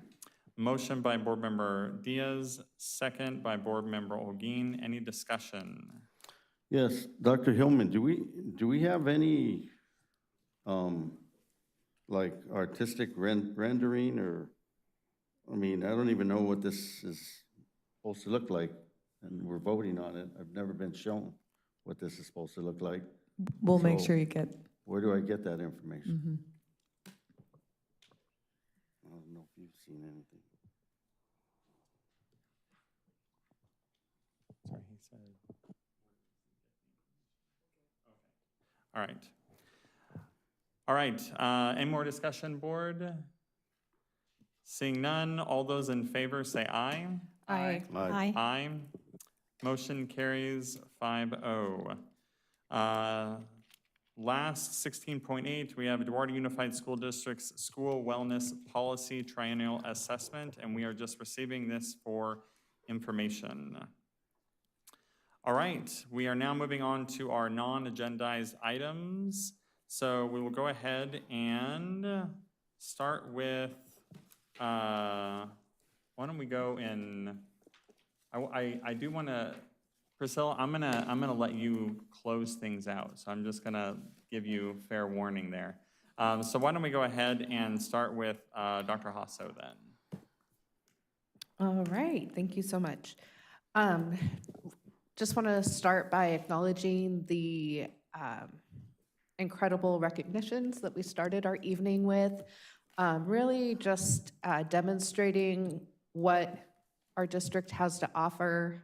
The kids obviously being the ones highlighted on the stage, but also that being the testimony of that collectivity. Those are our high schoolers, our seniors, those are the kids who have navigated the system, and really just the product of all those hands that have guided those students through their journey, teachers especially, and of course parents as well. And not just academically, but also with our sports. We've had the opportunity for our students to participate in CIFs, in some cases for the first time in history, and just, another highlight of our district. And as I've been thinking about the school year coming to an end, seeing the videos for the decision day over at the high school, seeing where our kids are going, whether it's a local or a California, I should say, UC or state, or if it's a community college, that has to be celebrated. I myself spent 7 years at PCC, and so I didn't become a doctor overnight. I took quite the slow path, but if I didn't start there, if I never started, I wouldn't be where I am today. We've got kids going to Berkeley, Princeton, Carnegie Mellon, and so I think all of that just to say that this is a good place to be. And I want to say it was Miss Grimm from Baldwin Park. She stepped out, just hearing it from the mouth of a teacher or a parent who is also a teacher. And so, when we hear the things that aren't so good about our schools, I just want to, caution the community to, be open to different perspectives and, perhaps, make sure you're not listening to a false narrative, because there's really, really wonderful things going on here throughout. And teachers, thank you for sharing tonight. Thank you for sharing the data points. I think it's really critical as board members that we see things from multiple perspectives. And so thank you for taking your time out of your already really long day to speak with us. So thank you. Thank you very much, Dr. Osso. Mr. Reyes. Yes, thank you.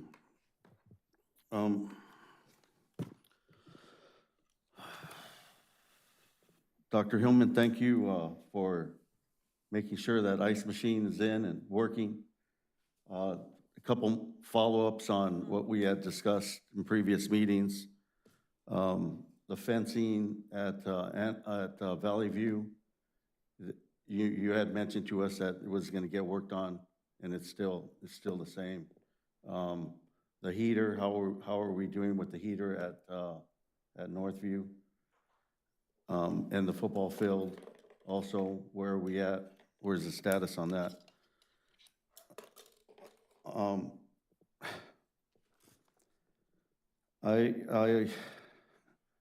I was elected to this board because of what was going on at Andres Duarte, the closure of it, and the possibility of construction of 169 homes in my neighborhood. And so I'm here to represent that. And my neighbors are kind of upset because they don't feel that this board has communicated very well to them. And I would love that we have some type of community meeting and let them vent and hear what's going on and how they're really concerned about what's going on in the neighborhood. Those parks, I don't know if any of you board members go over there, and just tonight too, I mean, practically daily, all that field, both sides is used daily. It's one of the busiest, probably the busiest park in the community. Always being used by kids, by adults, by seniors, and a lot of us would hate to see that both of those ball fields only become one ball field.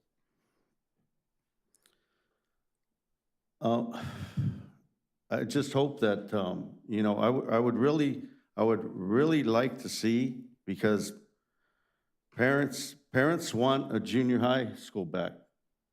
They, and maybe they need to come up here, I mean, but I've been going to the different schools and speaking to parents.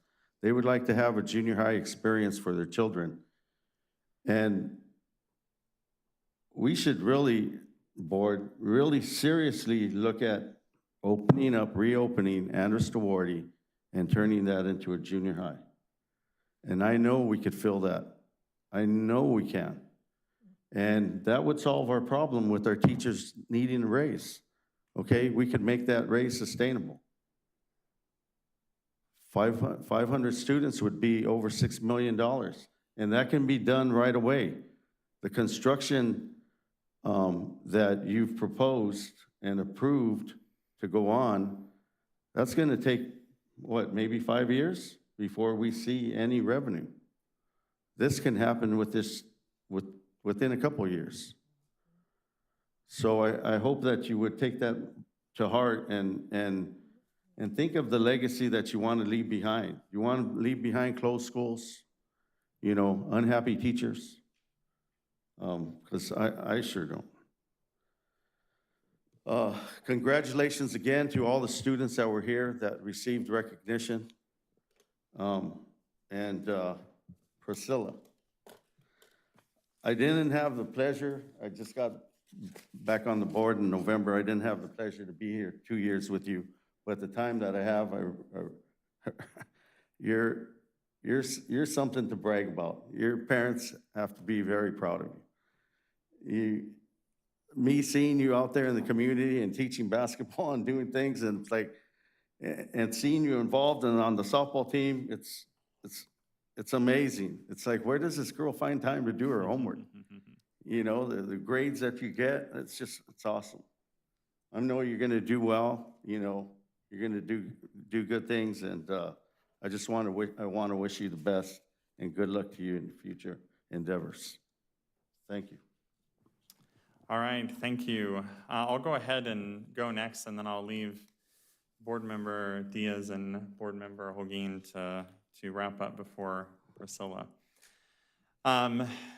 You know, this was a very exciting meeting to be at, to see all of these athletes and academic accolades that they have received. And it, you know, as I heard, you know, many of the students come up and share where they're going to school, what they plan on doing with their life. It's really, it's exciting to see that the vision that they have. Sometimes I tell my kids that they need to see the bigger picture or see further out in the future. And I think that's something that sometimes we assume our youth don't have. But it's very clear that a lot of them know what they want to do, and they know that they want to do big things and have a major impact and put a dent in the universe. And that is really inspiring to see. From you know, quote unquote little Duarte, there's big things that are bubbling here, and it's really exciting to see. So I thank, you know, the parents, the teachers, the staff that have shepherded these youth and these scholars over the years. And I know that they will go on to do great things because they've had a great foundation here. And I'm excited for the next couple of weeks. We've got a full calendar to celebrate the end of the year, and it's an exciting time of year, and I'm glad I get to be part of it. So thank you very much. Board Member Diaz. Thank you, Dr. Finley. I echo the comments of my colleagues, and I like to say there has been a good ending of the school year, and to see all the cheerful of the students that came through and how they were celebrating. It was really amazing. And I also like to say thank you to the teachers that came today. It doesn't matter what are the reasons that you are here, but it's good to connect your faces with us. I know that you do a lot of work at school sites, and it's good to see that you want to keep that connection with the board too. So thank you for being here tonight. I also would like to say the last night was one of the best moments of my 27 years in service at this as a board member.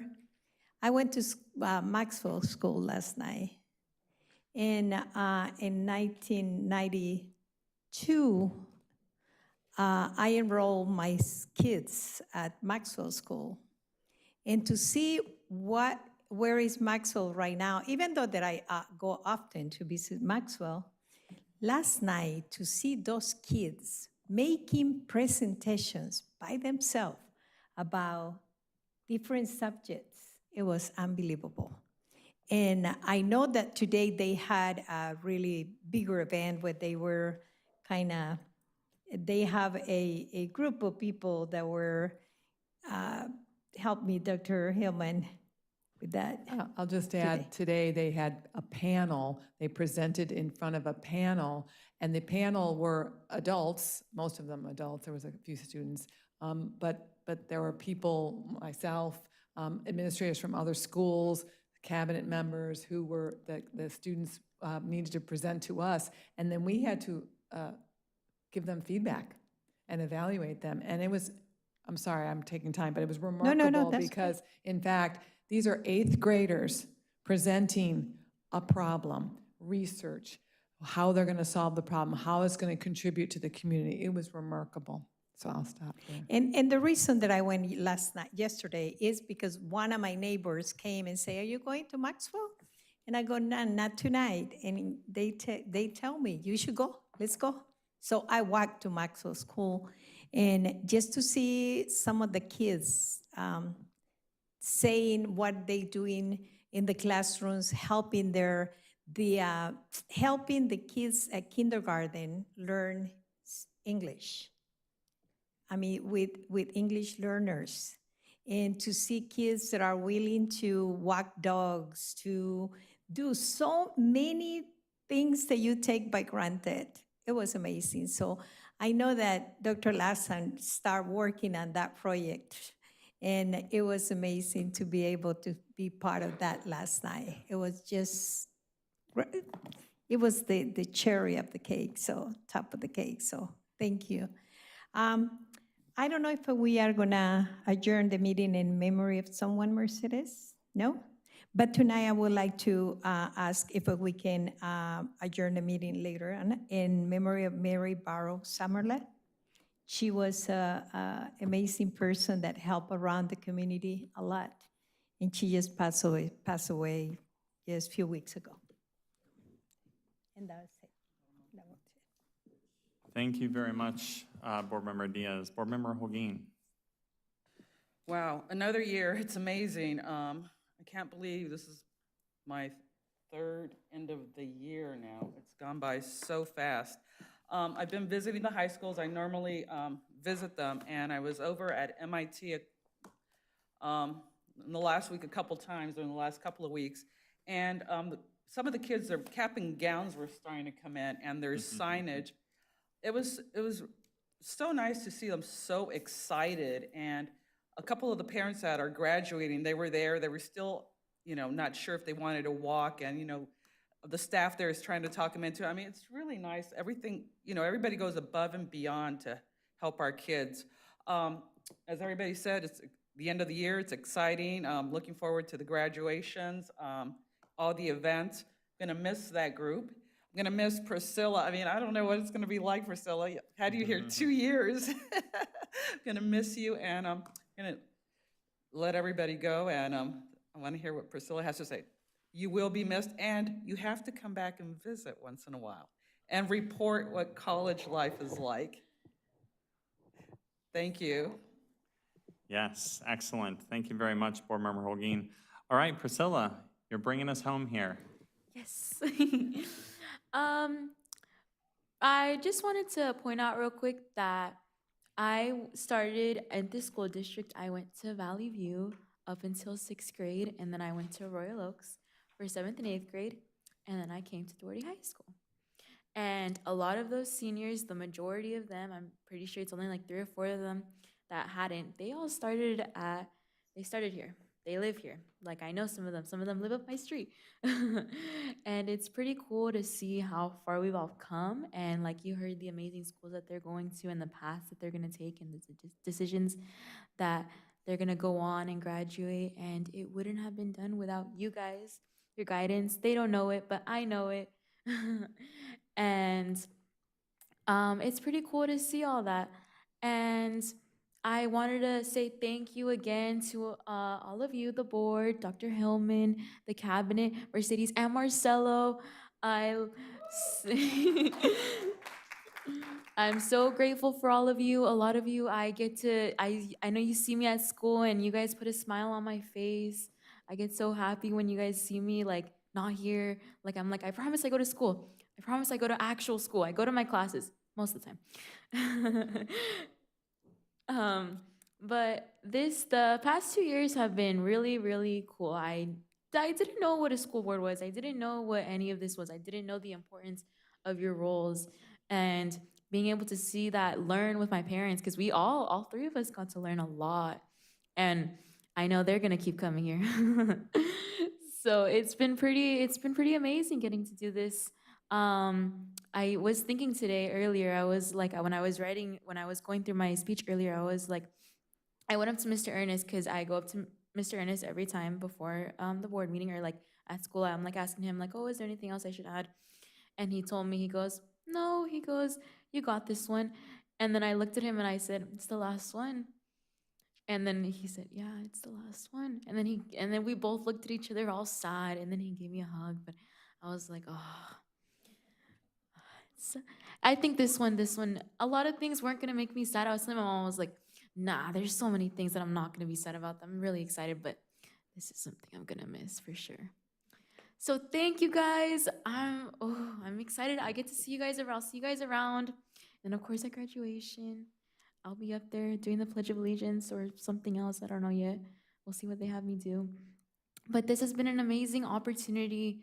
I'll find something to do over at San Marcos. I'll find something similar to do. Trust me, I'll find something. I'll be in charge of something. I'll be speaking for someone. Communications. I'll be doing something for someone. And I got to learn so much. I got to learn so many skills. I'm still afraid of public speaking. For those of you who don't know, public speaking, it is pretty scary to me. And this has really helped me with my skills because I am still afraid, but I think I've definitely gotten better at public speaking from this. And I am really sad, but thank you guys so much. And I know I'll miss you guys. I'm gonna miss sitting here. So I really am honored to have done this. Thank you. Great. Thank you so much, Priscilla, and very, very good words. We appreciate all the work that you've done on the board here with us, so thank you. And we know that great things are ahead for San Marcos. They're extremely lucky to have you. So, all right, I think we can then go ahead and move on to the adjournment, and we will be adjourning in memory of Mary Barlow Summerlot. Do I have a motion? No. Yeah. Yeah. Let me just, for the benefit of everyone else, given what we've had a great night, I have nothing else to add. It's been beautiful. Thank you, board. It's a privilege to sit up here. And congratulations to all our graduates very soon. All right. So move. All right, so we have a motion. Do we have a second? Second. So we have a motion by Board Member Diaz, second by Board Member Holguin. Any discussion? Seeing none, all those in favor say aye. Aye. Aye. Motion carries 5-0. Thank you, everyone.